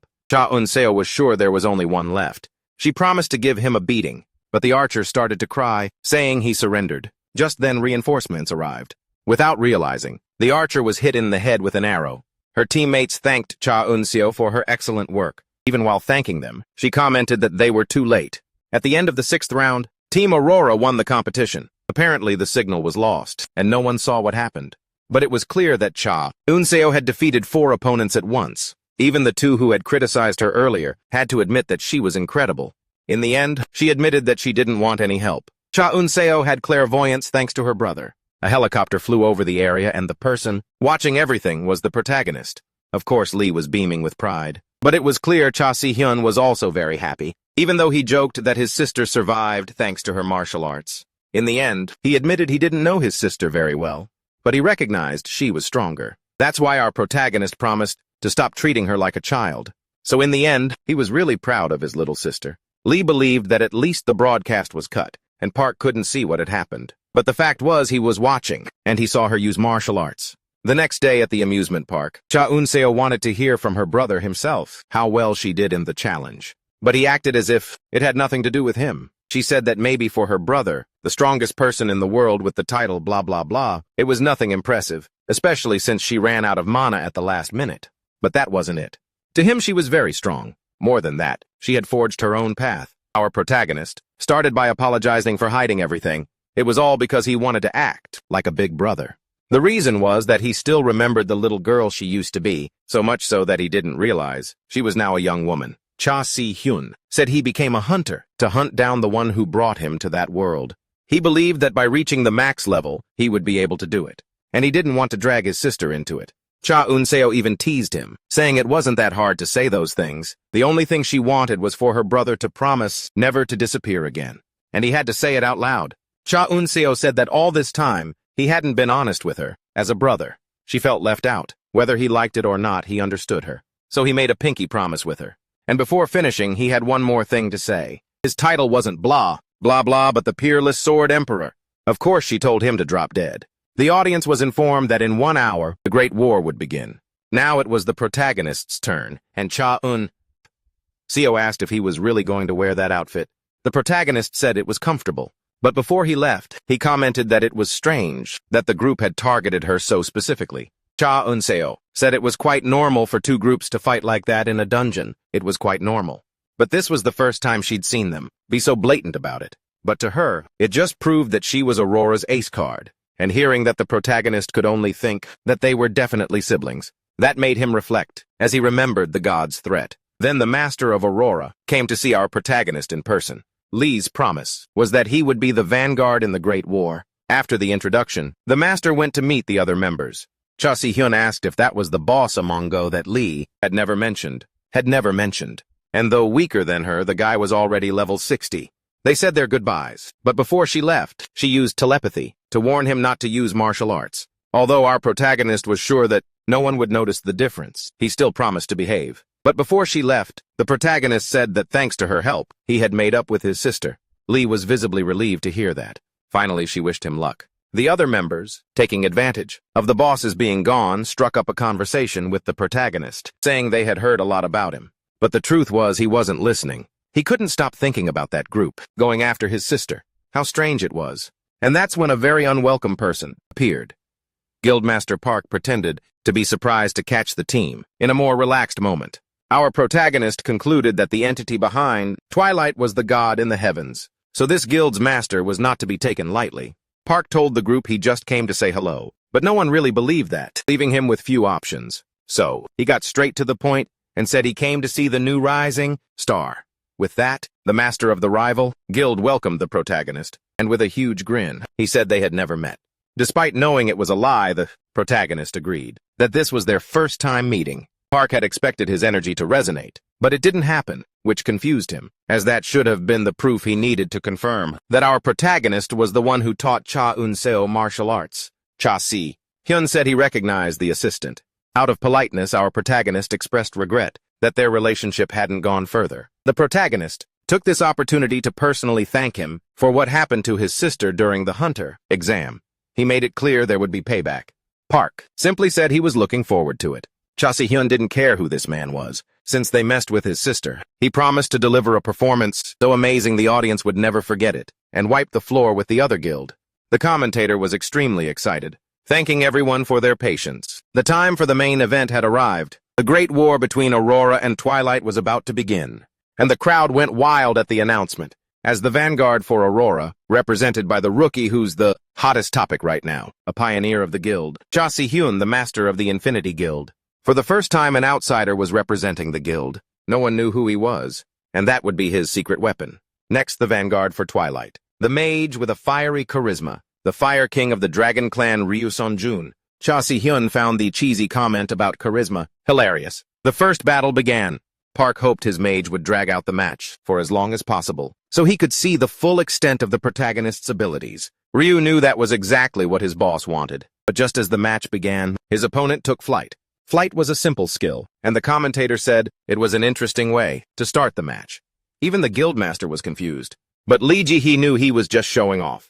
The mage Ryu was level 50. He was a hunter of a similar level to Seo Kang-jin. Seo Kang-jin, if the protagonist could use his martial arts, the match would be easy. But since he could only use his hunter skills, it might be a bit more complicated. Cha Si-hyun's current level was 53. The truth was he still lacked practical combat experience as a hunter, and on top of that he was being closely watched. It was obvious Park was dying to see the martial arts skills on display, but our protagonist was going to make him wait. The protagonist started the fight. In response, Ryu created a barrier to defend himself. Even while defending, the mage found it strange that his opponent was using basic-level attacks. Ryu used his flames to dispel the magic, but the mage remained calm, as he still had an ace up his sleeve. There are 3 specializations in this class. First is the non-combatant, the artisan. Then there's the elemental expert, the mystic. Finally, there's the one who looks more like a supernatural being than a mage, the warlock class. Usually they focus on support, but some have developed deadly attacks. But for Ryu, standing back and watching was not his style. He said that if the protagonist had anything better to show, now was the time. Then he launched an explosive kick at our protagonist. Our protagonist was thrown back. He felt the heat of the flames on his skin, and then an explosion. Ryu showcased the fire skills he had honed since he was young by using close combat, a rarity for this class. Cha Si-hyun used to believe he was the only mage to come from Murim, but now it was clear why the two of them had so much in common, and why Ryu gave him such a bad feeling. Ryu gave one final warning, then activated his unique ability. He demanded to see everything our hero could do. The fire dragon charged straight at him. Cha Si-hyun decided to give him a surprise. With just a gesture, the fire magic was sliced in 2. Ryu fell flat on his face. He couldn't understand how something like that could have happened. Even the commentator couldn't believe what she had seen. All she could say was that to her, the flames simply evaporated. But some in the audience thought it looked different. To them, the flames seemed to be crushed by a supreme force. The guild master of Aurora asked Vice Master Lee what just happened. Though she felt like killing him, all she said was that she didn't know what happened either. Park watched everything in silence, but he was also on the verge of losing it. The commentator said that even Ryu's strongest technique couldn't scratch the protagonist. And that was what was about to drive Ryu insane. Without thinking of the consequences, he charged at his opponent. Cha Si-hyun mocked the mage for losing his cool just from realizing the power gap. Ryu tried to throw a kick but missed completely. Overcome by anger, the mage unleashed a flurry of blows, all of which were easily parried. No one watching the match could have imagined 2 mages fighting at such close range. Cha Si-hyun pointed out that his opponent was getting anxious. He was messing up his footwork. He also noted that Ryu was putting weight on the wrong foot, and advised him to stop making such wide, open movements. To him, this wasn't a fight. It was a circus act. Even Ryu couldn't understand how he was doing all this. But Cha Si-hyun said that he had been training in martial arts for a while. Now he wanted to know something. Our hero asked if that was all Ryu could show him. He said the kid had the ego of a dragon, but the strength of an ant. But the mage swore he would turn the protagonist to ash. At that moment, our hero created distance between them. The flames blazed relentlessly. Ryu swore he would win, even if he had to burn his own body to do it. This is the waltz of 10 fire dragons. The flames came all at once. But the protagonist didn't take it very seriously. Even so, he said that this attack would be quite annoying to deal with. The dragons incinerated almost the entire arena. A wave of heat reached the stands. Lee just watched without interfering, but even she was surprised. Even this final attack could not get past Cha Si-hyun's barrier. The protagonist even said this was why he didn't like getting involved with arrogant people. He didn't even like being in this hot situation. That's when the dragons started getting thrown around until the flames completely vanished. Cha Si-hyun warned that Ryu had better give up this fight. Even the commentator couldn't believe someone could be that strong. She even guessed that the hero's secret power was gravity control. The fire mage then dropped to his knees. Everyone was stunned. With a power strong enough to control gravity, he would be equivalent to a god. Ryu was completely defenseless. He could do nothing as he took a blow to the stomach. He was sent flying. Cha Si-hyun said he was ready for the next opponent. Park asked who it was, and his vice guildmaster replied that it was the knight, Choi Ji-young. The guildmaster ordered him to use his secret weapon, the Sunset Spear, created to protect the guild's territories. Finally, the knight Choi Ji-young arrived, wielding the famous weapon used to destroy mages. It's not hard to imagine that he had never lost to any kind of magic. But there was still hope in a rookie. The protagonist just hoped all those titles weren't just for show. Park knew Cha Si-hyun was confident, but he was sure things would be different this time. The battle began. Choi activates his enhancement skill and charges. He attacks, but our hero dodges. Our hero jokes that his opponent is in too much of a hurry. Cha Si-hyun creates orbs of energy and throws them at the knight. The area fills with green smoke. Without a scratch, Choi charges forward again and quickly closes in on our hero. but Cha Si-hyun creates distance between them. Besides being strong, Choi is also fast and decisive. So, the protagonist decides to take the fight to the air. The knight quickly uses his spear to launch himself upwards, but our hero uses a shield to defend. Somehow, his barrier cracks and he's slammed hard to the ground. Even Cha Si-hyun is impressed. It's been years since someone knocked him down in a fight. The knight returns to the battlefield. Our hero admits that, if he could use his martial arts skills, things would be much easier. Even he has to admit that his opponent is quite the fighter. But Cha Si-hyun is ready to show who's boss. The gravity increases, almost bringing the knight to his knees. However, Park doesn't seem worried at all. In fact, he finds it amusing. Choi uses his spear to stay upright, and gradually he resists until he's standing straight. Somehow, the knight can still walk despite all the pressure. Choi taunts that gravity control won't be enough to win this fight. Now he will be the one to crush our hero. But Cha Si-hyun finds that hilarious. He never said he was controlling gravity. With a single gesture, Choi is dragged across the arena. The knight falls. His armor shatters. Lee and the guildmaster are speechless. Even Park is at a loss for words. The commentators can't even explain what just happened. They can't say gravity caused that damage anymore. But the crowd wonders what kind of power this is. Cha Si-hyun is impressed that the knight can still fight. He then explains that his ability is yin-yang inversion, an S-rank power that allows control over attraction and repulsion based on the user's mana. Attraction pulls, repulsion pushes. Simple enough. He then throws a rock at the knight's head. Choi says that our hero just made a mistake. The knight rises from the rubble and says the protagonist shouldn't have gotten so close. Park connects with Lee and explains why. Choi is known for always defeating mages. The reason is this ability, and if Cha Si-hyun has nothing but mage powers, Choi will win. His hand gets closer. Park is certain the fight is over. Lee becomes extremely worried about what's about to happen. A notification appears for our hero. It says he cannot use magic for the next 10 seconds. Even Cha Si-hyun doesn't know what to do. The vice guildmaster orders Choi to use counterspell, but the knight says he doesn't want to use that technique in public. He explains that the guildmaster believes Cha Si-hyun is hiding something and his supposed gravity power is too dangerous. That's why the order is to end his life. The protagonist certainly didn't expect that, but he dodges. Choi declares that this is his special ability, counterspell. That's the reason why mages can't defeat him. The entire audience is speechless. Park says Cha Si-hyun is too honest and doesn't like to show off his strength. But Lee is desperate. The Vice Guild master connects with the protagonist and begs him to run. It's not worth using his martial arts. But Cha Si-hyun doesn't like hearing that at all. The knight prepares to attack again. He warns that running is useless. Our hero endures an attack strong enough to level a building. The knight charges at him, but the protagonist doesn't think he's going to lose. He wants to know what nonsense everyone is spouting at him. Cha Si-hyun unleashes his ki. Both Lee and Park feel that energy. The Aurora Guildmaster is even worried for his Vice Guildmaster, who seems to be unwell. Park is extremely impressed by the power of the heavenly demon's martial energy. But it's a vibration, unlike anything he's ever felt. The knight continues to advance, but gradually, he is overcome by the energy, until he realizes something is wrong. He doesn't understand what's happening, but his ability is still in effect. Before he realizes it, he is bound by chains of energy. Cha Si-hyun explains that this isn't magic. This is martial arts, and if you're curious, you should ask Park.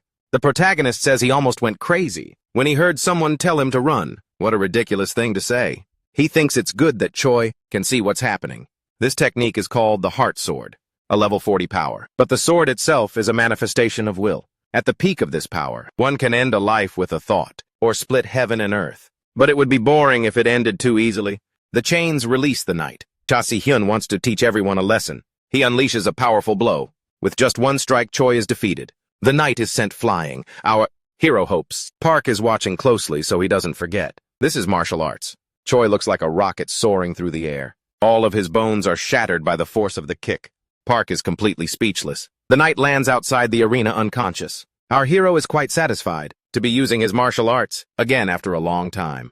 And so the victory goes to Cha Si-hyun. The protagonist eventually withdrew from the other matches, citing he was out of mana. But in the end, Aurora won the festival with a score of 3-2. Online, everyone is talking about the rookie, and that he's potentially as strong as Park. This ultimately caused Twilight's ranking to drop, and Aurora to rise to first place. The assistant is worried about his guildmaster. He calls, but no one answers. Park is alone in his room, where everything has been smashed by his rage. He is clearly in shock. Not only was he paralyzed with fear, but he was also humiliated. The power he saw even for a moment made it clear that Park couldn't defeat him. So now, the Guildmaster will resort to extreme measures. From now on, he won't hold back. Finally, he leaves the room and calls for his assistant. He has a place to be.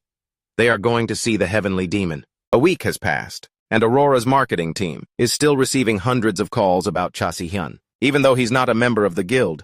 But one call asked if Lee Ji-hye was dating the rookie, and that suggestion greatly annoyed the young man. Inside the meeting room, the sound of staff shouting in frustration can be heard. One of them reports that there have been 328 calls asking about Cha Si-hyun and 800 letters addressed to him. Most were from reporters and hunters wanting to join the Protagonists Guild, but there were also sponsors and TV invitations. As per the hero's instructions, all were rejected except for one. At the end of the report, someone from outside shouts that they need to see the chief secretary, and he doesn't look thrilled to deal with that.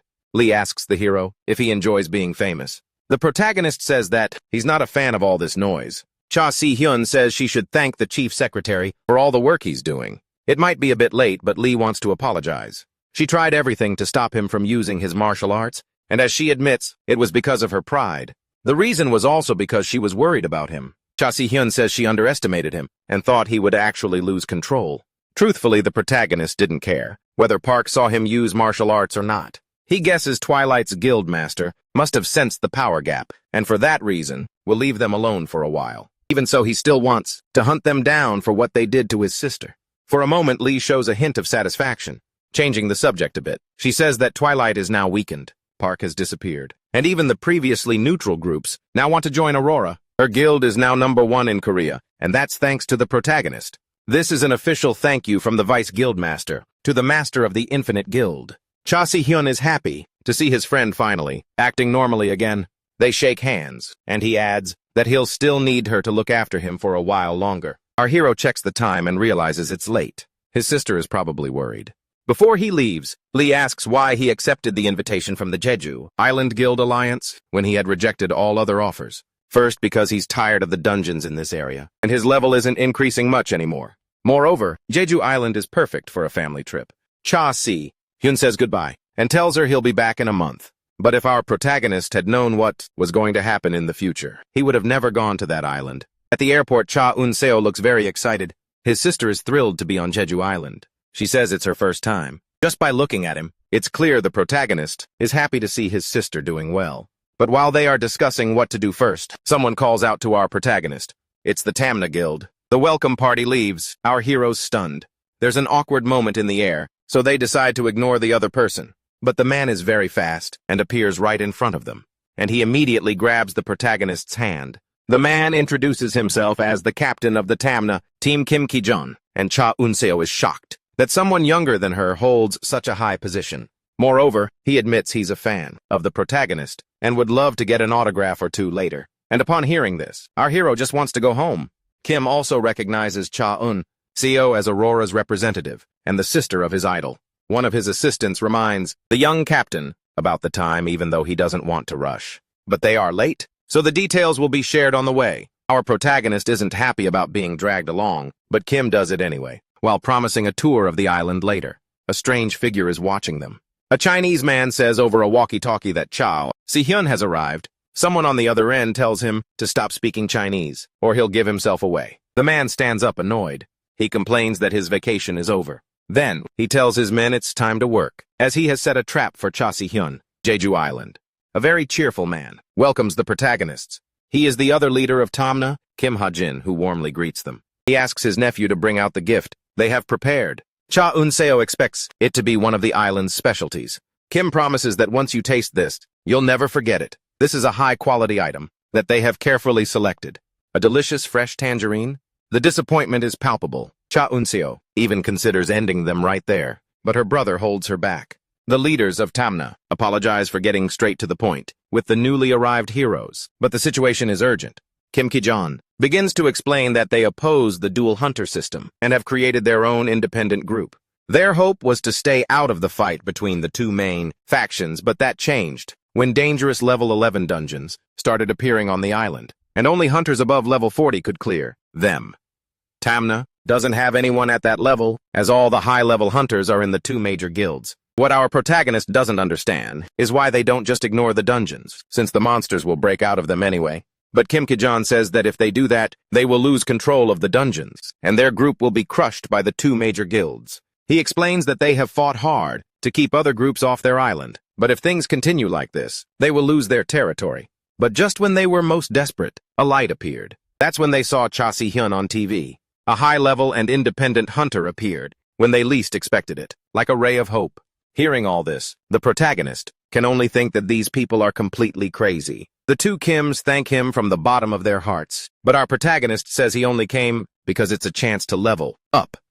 He wanted to go straight to the dungeon, but his sister demands he wait. To her, there's a very important matter to attend to. He has no idea what she's talking about, but that's because she really wants to eat black pork and tilefish. Later, inside one of the dungeons, a huge explosion occurs. The members of the Tamna Guild are locked in battle.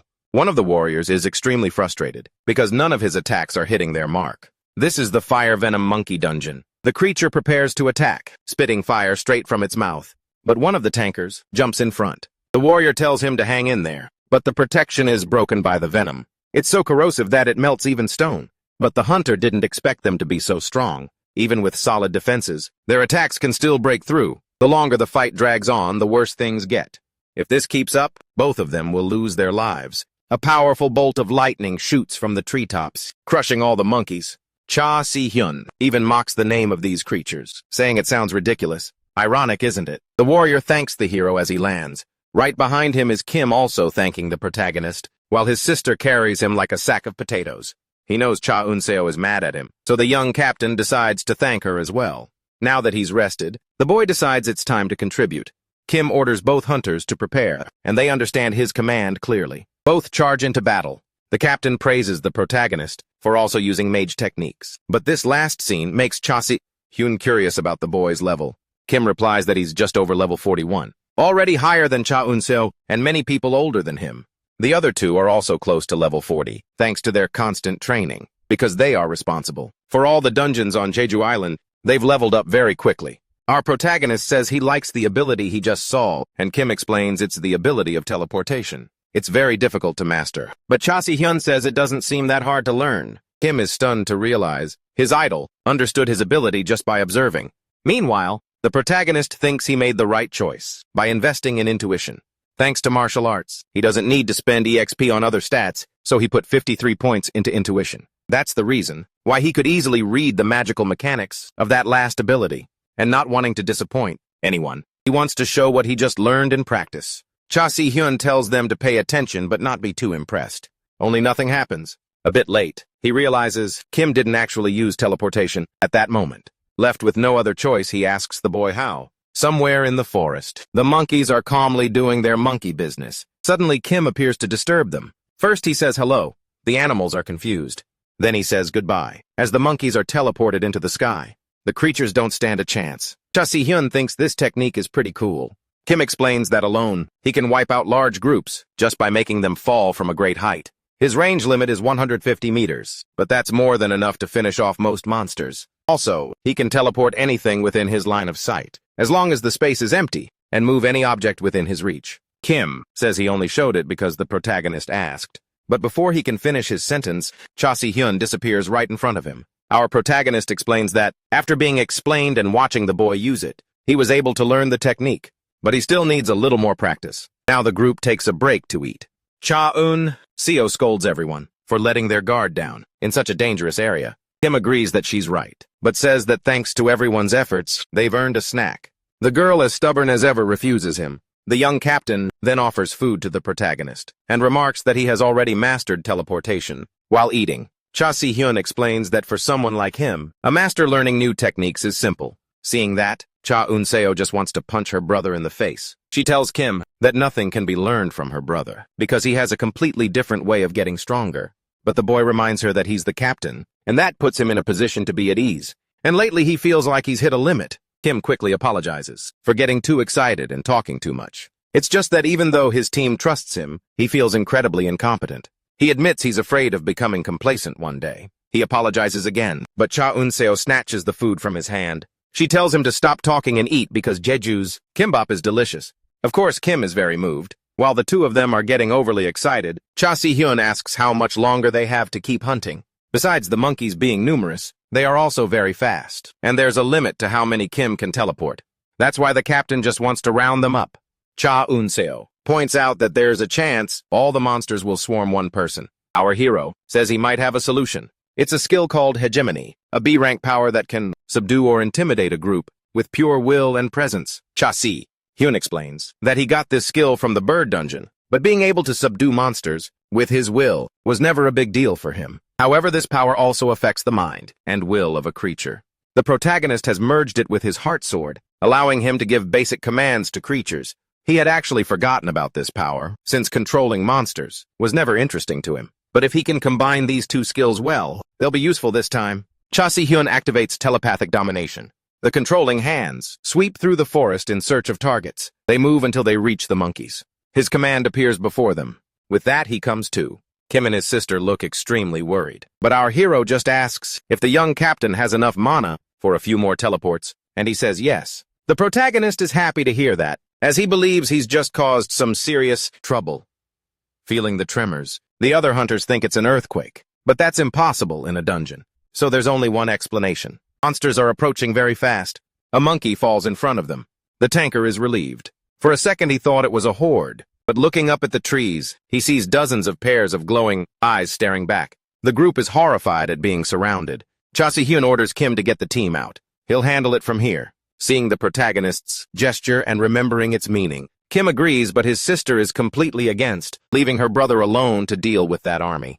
The monkeys are just waiting for the right moment to strike. Kim calls out to Cha Eun-seo, urging her to stay close, but left with no other choice. He uses his ability. Against her will, she is teleported away. Eventually, everyone is gone, and only our hero remains. Now he is free and unbound.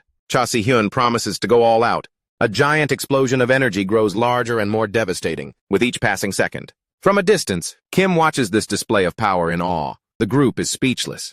They can't even believe a human is doing this. That confirms the rumor that the hero must be above level 60. The captain asks the girl if the protagonist was the one who attracted the monsters, but she's too annoyed to answer. Kim understands that no matter how strong Cha Si-hyun is, he's all the family she has. So he tries to comfort her. The young captain says her brother is very strong and that nothing bad will happen to him. All Kim asks is for her to trust her brother. Cha Eun-seo is stunned because he is completely wrong. She's not worried. She's angry because Cha Si-hyun is hogging all the experience for himself. Even after he promised they would share, Kim thought she was worried. But Cha says that's even more ridiculous. Right now, Cha Si-hyun must be the happiest man in the world. The protagonist didn't expect the range of his command's influence to be so vast. By combining both skills correctly, our hero could make all the monsters in the dungeon come to him, and that would make his life a lot easier. It seems like it worked again. Cha Si-hyun was just waiting for them to arrive. Lee could only see explosions of energy. Suddenly, Lee felt that something was wrong.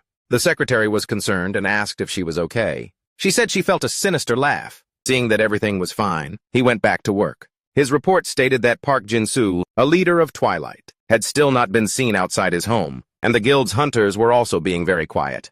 The good news was that Aurora had easily subdued the dungeons they were fighting over. It seemed they wouldn't have to worry about Twilight for a while. But Lee was very worried that Park was being so quiet after being humiliated on national television. What she feared was that he was plotting something. But for the secretary, they had something else to worry about now.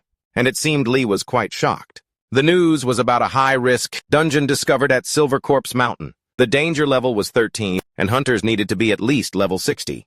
And the environment was a desert. Without a doubt, it was the hardest dungeon available. This dungeon was a vast, scorching desert. The hunters didn't even see the gigantic creature that was chasing them. Only building-sized insect monsters were passing in the direction of the city. Although not numerous, each one was strong enough to require a high-level hunter to handle, and that was confirmed by the guildmaster himself. But Lee remarked that clearly the guildmaster, the director, and she would need to form a team just to deal with this. Of course, she could not stop thinking about him. At times like these, she wished he were here, but it seems Lee had lost focus as the secretary kept calling her. But he was worried about his vice master and said if she wasn't well, it was better to go home. Accidentally, she knocked over her teacup. It fell and broke. Her secretary offered to clean up the mess. Meanwhile, she wondered if she was going crazy. More than that, she wondered when Cha Si-hyun would return. It had been 15 days since they entered the Jeju dungeon. The warrior was caught off guard by an attack from within the smoke. The monster was about to strike him, but a single attack resolved the situation quickly. The protagonist was using his skill to lure the monsters, and they took turns dealing with them. Cha Eun-seo argued with Kim because she thought he was treating her like a child. The Hunter evolution system distributes experience points according to the damage a person deals to a monster. It was best for our hero not to join the fight anymore, but it's hard when you see the group's tank run away. At times like that, he was forced to act. Cha Si-hyun teleported behind the boy and pulled him out of danger. The guardian, with tears in his eyes, thanked him for saving his life. And seeing that, our hero wondered if it was possible to level up courage. Kim took the opportunity to ignore the scolding he was receiving. Also, Cha Si-hyun had learned teleport, and although everyone was impressed with it, it wasn't the skill tree he wanted to follow. Cha Eun-seo said that she finally understood. The famous product of Jeju wasn't salmon or tangerines. She said the island had great dungeons for leveling up, although she only gained 3 levels, reaching level 38. Kim also agreed that they were leveling up a lot. Cha Si-hyun had been worried that his sister would get bored just training, but apparently, the dungeons could also be considered tourist attractions. The young boy said the next mission was a request from the Soldado Guild. There the monsters were wolf-headed bats, and upon hearing this, our hero seemed uncomfortable. He then asked what kind of terrain this dungeon had. Kim confirmed it was a cave. No one noticed, but the protagonist became restless. The young leader said that the group requesting this mission only wanted Cha Si-hyun to participate. Apparently the reason was that the place was too dark, so arrows and teleportation would be useless. Hearing this, Cha Eun-seo felt underestimated and became cranky. Our hero found it a bit suspicious, but he agreed because the two were clearly exhausted. He promised to handle this mission quickly.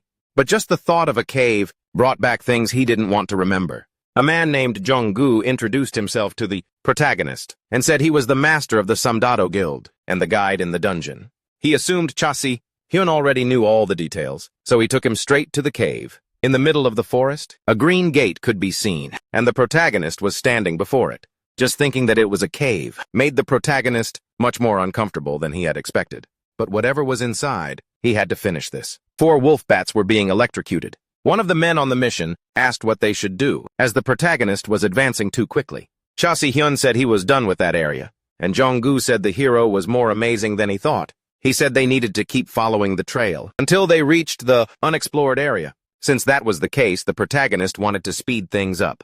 The man even asked if Cha Si-hyun was okay, but he just ignored him. But there really was a problem. Even after all this time, his horrific memories were as vivid as ever. Jong-gu tried to tell the hero that if he wasn't feeling well, there was no reason they couldn't stop for a while. But the man immediately regretted saying that.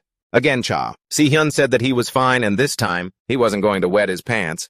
Jong-gu quickly backed away and offered him a juice pouch. But all our hero could think was that he needed to leave as soon as possible before he ended up destroying everyone there. The man pointed out that the path from here on was a bit difficult. But he had already mapped this area, but their behavior made them even more suspicious. Or maybe Si-hyun was just being paranoid. Jong-gu said that the Syokuram Grotto was a much more beautiful place than these damp caves. He offered to take our hero there someday. But of course he refused. He just wanted to know how much longer until they reached their destination. But just then his instincts kicked in. A magic circle was glowing on the ceiling. The protagonist realized this magic was an illusionary maze trap. At least it wasn't lethal.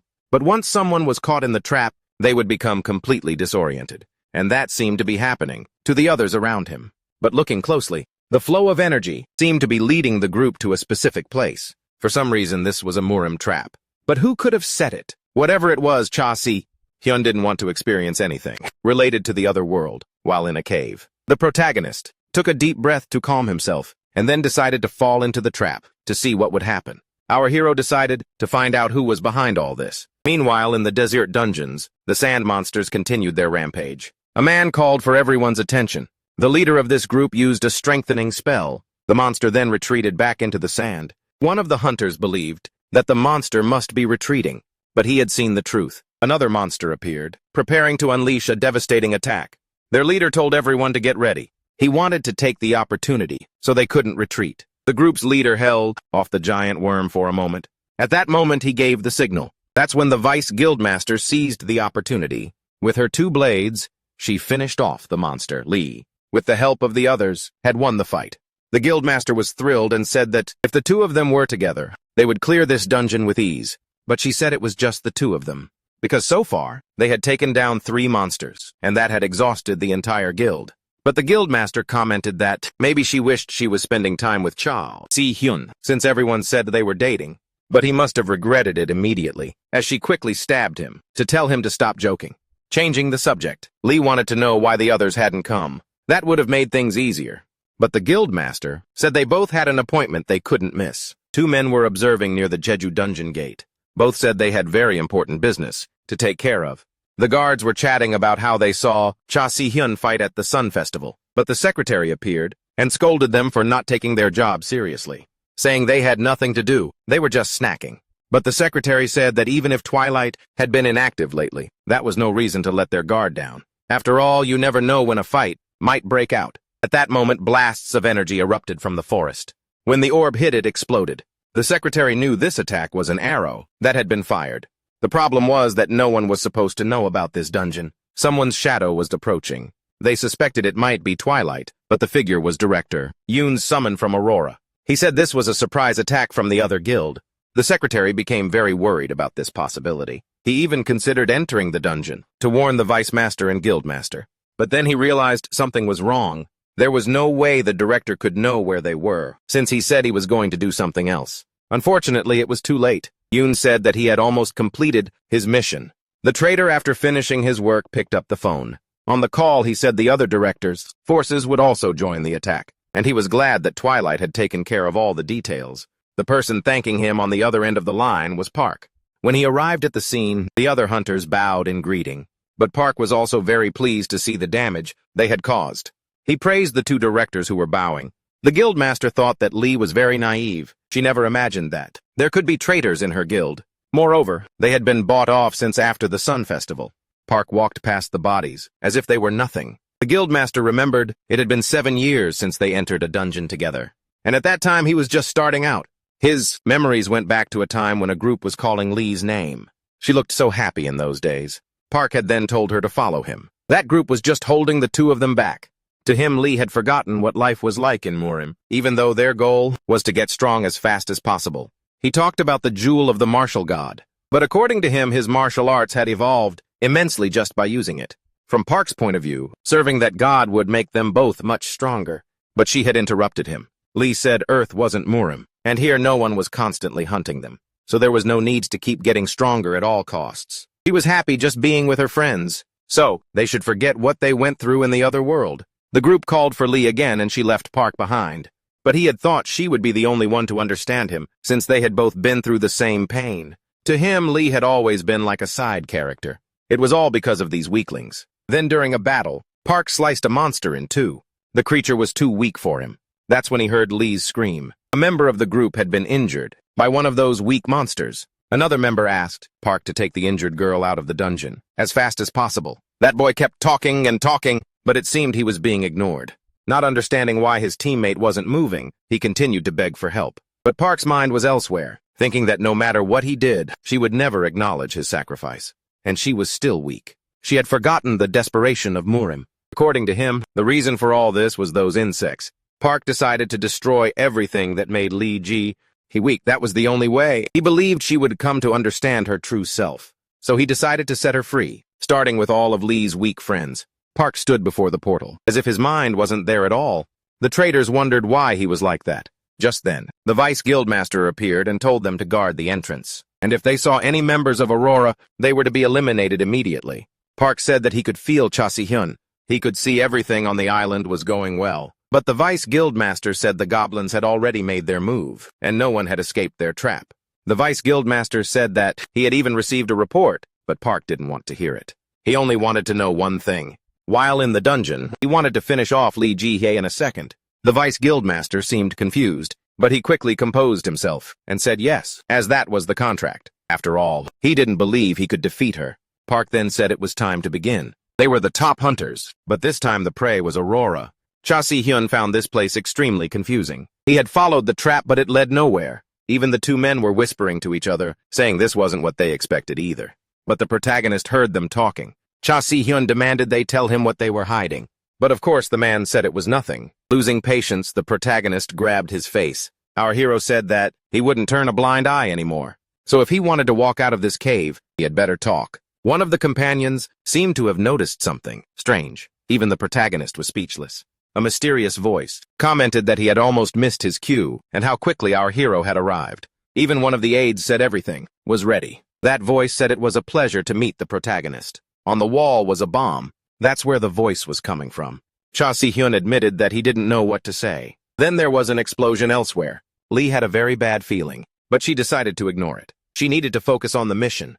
But just in her line of sight, she saw at least 4 monsters that needed to be dealt with. That's when she heard something was wrong. An explosion occurred right where her team was resting.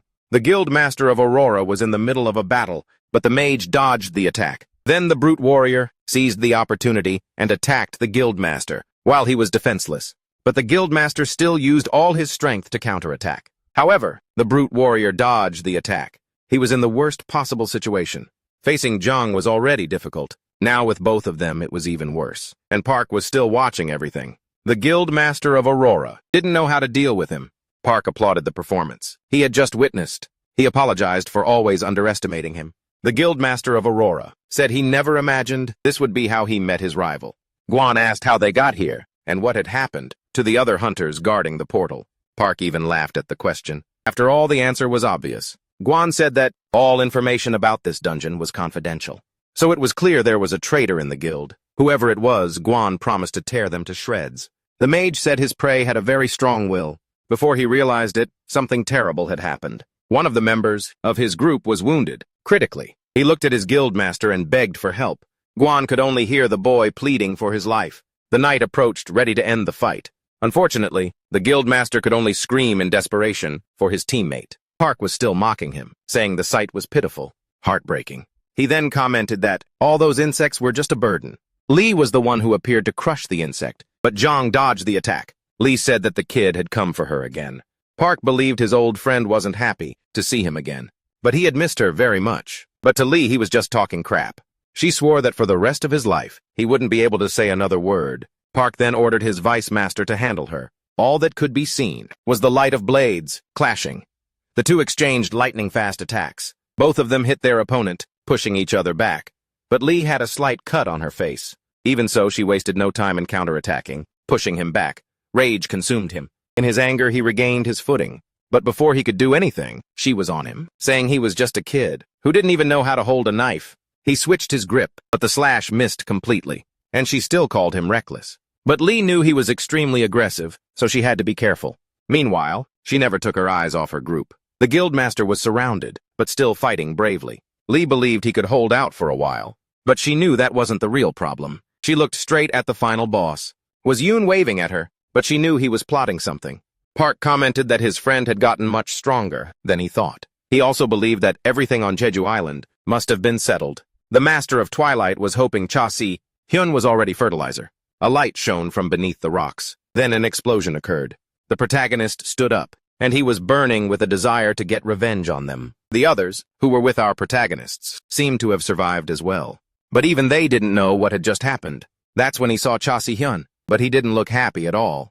Not only was he stuck in a cave, but he also had to resort to using his internal energy, all because of a bomb. The man tried to smooth things over, asking if our hero was injured. He even pretended not to know what was going on, but he really shouldn't have done that. Suddenly, the man began to float, but he was dropped immediately because the protagonist wanted to get this over with quickly. He wanted to know what was going on. It was as clear as day that this was a trap that had been set long ago, so they had better not think Cha Si-hyun was an idiot. Slowly, fear began to consume the man, until he started to cry, saying he didn't know what was happening, because even they were caught in the explosion. Out of patience, our hero decided to use his domination ability. This would be the first time he had used this power on a human, but if their mind was destroyed, it wouldn't be his fault. A dark shadow began to envelop the man's head. The truth was revealed that they had always been financially supported by Twilight, and their mission was to ensure the island was under that guild's control. One day a man had come to him. He was an arrogant man. That same man had introduced himself as Park's younger brother. All he knew was that this man was a Chinese hunter. But clearly this guy was no pushover. They were simply following Gao's orders. All they had to do was bring Cha Si-hyun to the designated location. Our hero knew the signal didn't work. From outside the dungeon, meaning this guy was also in the cave, the protagonist couldn't sense anything. Maybe he had already left. But this had become a problem, a headache for our hero. So he told one of them to step aside as he was in the line of fire. Again, he told the kid to move. An energy blast shot from his hand and hit the pile of rocks, causing an explosion. A tunnel opened up in the wall. At least now they were happy they could go home and take a shower. But Cha Si-hyun did not agree with that. He didn't like leaving loose ends. The protagonist made the cave glow with his energy. The rocks blocked the entrance again. They begged for mercy. Cha Si-hyun left them behind without remorse. Every man for himself. Now that he knew Twilight was behind this, he could attack openly. In the desert, Lee found herself in a difficult situation. Her opponent was using shadow clone jutsu to give her a hard time.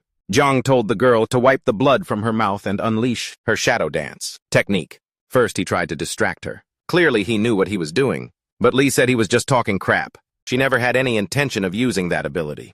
It would be a waste on someone as weak as him. After all, he wasn't worth her effort. Once again, driven by anger, he charged into battle. Lee said she would show him something. She would show him how a real assassin fights. The desert seemed to fall silent. A few red blurs zipped by. Lee was being pursued by her opponent, but she was fast. She leaped over the shadow clones. Jung never took his eyes off her. His clones attacked, blowing up a rock near her. Lee's movement was interrupted, and now he was surrounding her.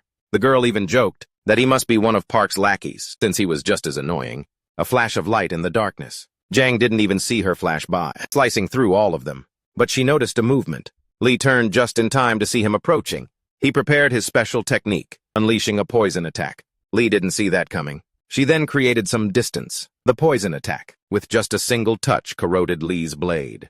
The girl landed on the ground. Now she knew, if she was careless, she could lose this fight. Lee dropped her weapon. The Vice Master said that her opponent had changed his style, as he used to insist on fighting with 2 daggers, just like her. Kang said it was thanks to her. It was she who had shown him the way to become the best assassin.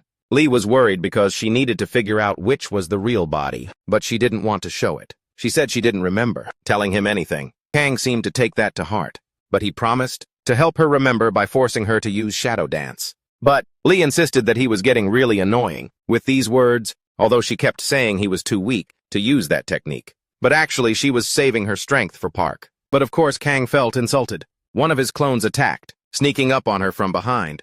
Lee remembered underestimating this kid once. A crybaby, who was raised by Park and fought exactly like her. Kang was terrified that day. He was the only one who survived the encounter with her. Lee said his existence seemed to be created just to annoy her. As she got closer, she put her blade to his neck and told him the secret to an assassin's power, to hate someone from the bottom of your heart. But just then reinforcements arrived. Lee decided to leave simply because she was tired. But before she left, she gave one last piece of advice. Kang wasn't cut out for this life. She thought he should give up. Then she said her goodbyes, but not without calling him a cheap copycat. Kang said that after that humiliation, he threw away all of her techniques and started from scratch, all to surpass her. He said he used to admire Lee, but that changed after that day. But she was right. His obsession had made him the best in the world. Then the world around him began to change. Kang looked shocked by what he was seeing. Lee reappeared, saying that in the end he still followed her words. But it would have been better if he'd just quit as she advised. Kang couldn't believe she had used a shadow clone. Lee decided to give one final piece of advice. You only bare your fangs once, when it's time to destroy your enemy. His last words were a scream, calling out Lee Ji-hee's name. That was his end. Until that very moment, he was still just a cheap copy, an idiot to the very end.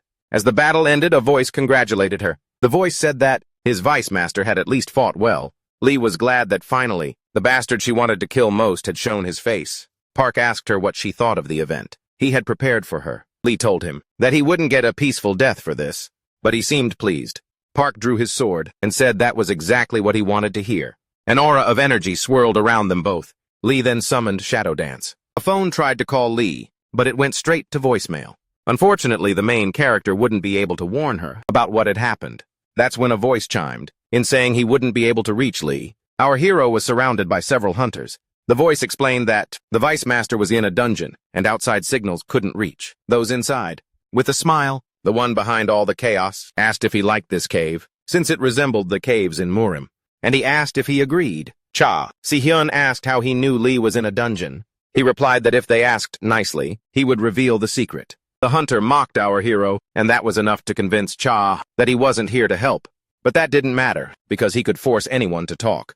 Feeling Si-hyun's ki, the man became very excited, able to feel the resonance of martial arts in the air. But he had a trick of his own. A giant symbol formed on the ground. Our hero realized it was a formation trap, but he noted this one was different from those in Murim. It was combined with mage abilities. It was the activation of the heavenly metal seal formation. But the hunters around him charged in. Cha Si-hyun didn't care about the magic trick. But something felt different. Something was wrong with our hero. The first enemy approached to attack. Meanwhile, Cha Si-hyun felt his body growing heavy. Our hero threw a punch, but the hunter blocked it with his blade. Something was definitely wrong. He couldn't access his internal energy. Two other assassins saw an opening. Cha defended with his shield, but his barrier cracked from just that one blow. The main character sensed something familiar from these men. Apparently, they all had returned from Murim. Gao laughed at our hero's surprised face. The seal formation suppresses and drains the target's energy, transferring it to his minions. No matter how strong a person is, since that power is effectively being used to make Gao's men stronger, that accumulated power will become their weakness. The main character was annoyed because this guy talked too much. Cha told him to just bring it on. Our hero would make sure that they would never forget the name of the Sword Emperor. A formation trap is a type of dimensional space, a space created to contain things like natural elements or mystical items like talismans. A legendary strategist once used this technique to summon wind and lightning to destroy his enemies. Gao considered that man a true god. That's why in Murim, he practiced only formation traps. So now using this technique, he considered himself invincible, a true god. At least that was the idea. But the sword slash passed right through our hero. When you looked again, he was somewhere else. Cha had realized that the foundation of the seal drew from metal energy. Two other hunters charged in to attack, but they passed right through him too. Our hero told them to just wait. He was almost done. Gao noticed his target had used a technique of acupoint striking to paralyze his men, but that shouldn't be possible inside the circle. The main character then said he wanted to clear up a doubt. He asked if this group was a part of the demonic cult, but clearly they had no idea. That's because they weren't from Murim. First, because they weren't good swordsmen. Second, because there was no heavenly realm cultivation energy flowing between them. Gao found our hero very annoying, but he admitted it. His subordinates had never been to the other world. They had been molded into warriors. The main character said that at his level, he could do that, but Gao could not. That means it was likely some kind of magic. Only magic could do that. Gao didn't care if it was cult magic or martial arts. In the end, neither would work on him. Gao revealed that he had taken advantage of beggars wandering the streets. He had achieved great results by doing so. That's how he got such good subordinates. It seems Gao had used living people as sacrifices to create the formation. Cha was pleased to hear that, because that was exactly what he expected from the demonic cult. The resonance made Gao tremble. That's because when the main character deals with people, like him, he never gets tired of beating them. But enough talk. Our hero was ready to begin the hunt. Gao was shaken. He vowed to finish Cha. His men started moving again. Now they were also carrying the energy. Our hero said they were quite bold, just for using his own internal energy. Then he took a step and everything changed. The formation quickly turned blue. Gao didn't know what was happening. His men screamed in agony, as if they were being burned. They begged for help. Cha just stood and watched. Fire overcomes metal. Our hero explained that, since the trap was based on the metal element, he had changed it. Gao didn't know how he knew that, but the main character said he had studied this stuff a bit, as a hobby, while he was in Murim. He couldn't believe what he had just heard. After all, Gao had dedicated his entire life to this art. But for our hero, it was just a pastime. Clearly, Gao was shocked to see his own limits. After all, smart people tend to learn well. But this was the end. That trap was now draining Gao's life force. And since he had used human lives for his own purposes, this was only fair. But before the end, the main character wanted some information. He wanted to know what happened to Lee Ji-hee. In his mind, Park saw his friend lying motionless. Park had always thought of himself as a loner until he met her. When he was in danger, she refused to abandon him. Even when he was afraid, haunted by memories of Murim, she was there. He felt understood and loved. Lee Ji-hee was there, but they should never have met. Park told her to get up. It would be disappointing if she lost like this. With her last ounce of strength, she stood, but her eyes showed her fighting spirit was not extinguished. She rose to attack once more. Park activated his shield skill. The two clashed, and their counterattack powers activated. Lee was pushed back, but she managed to land on her feet. Park noticed she was exhausted. Even Shadow Dance had been disabled. Lee didn't remember Park ever being this strong. That's because she had given it her all. The Vice Master said she would ask one last question.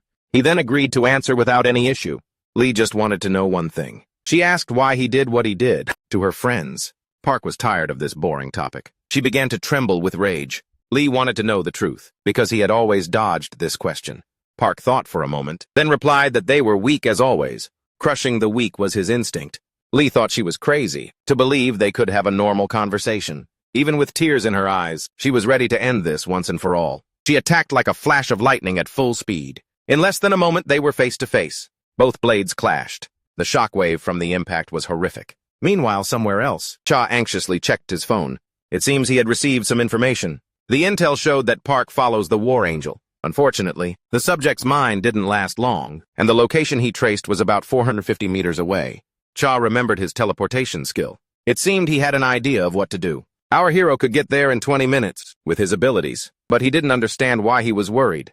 Lee was just a business partner. Nothing more, nothing less. In Murim, this happened all the time. But then the main character, Cha, remembered Lee asking him out on a date. He remembered all the moments they had together. They were all good memories, just the two of them. It made him start smiling to himself.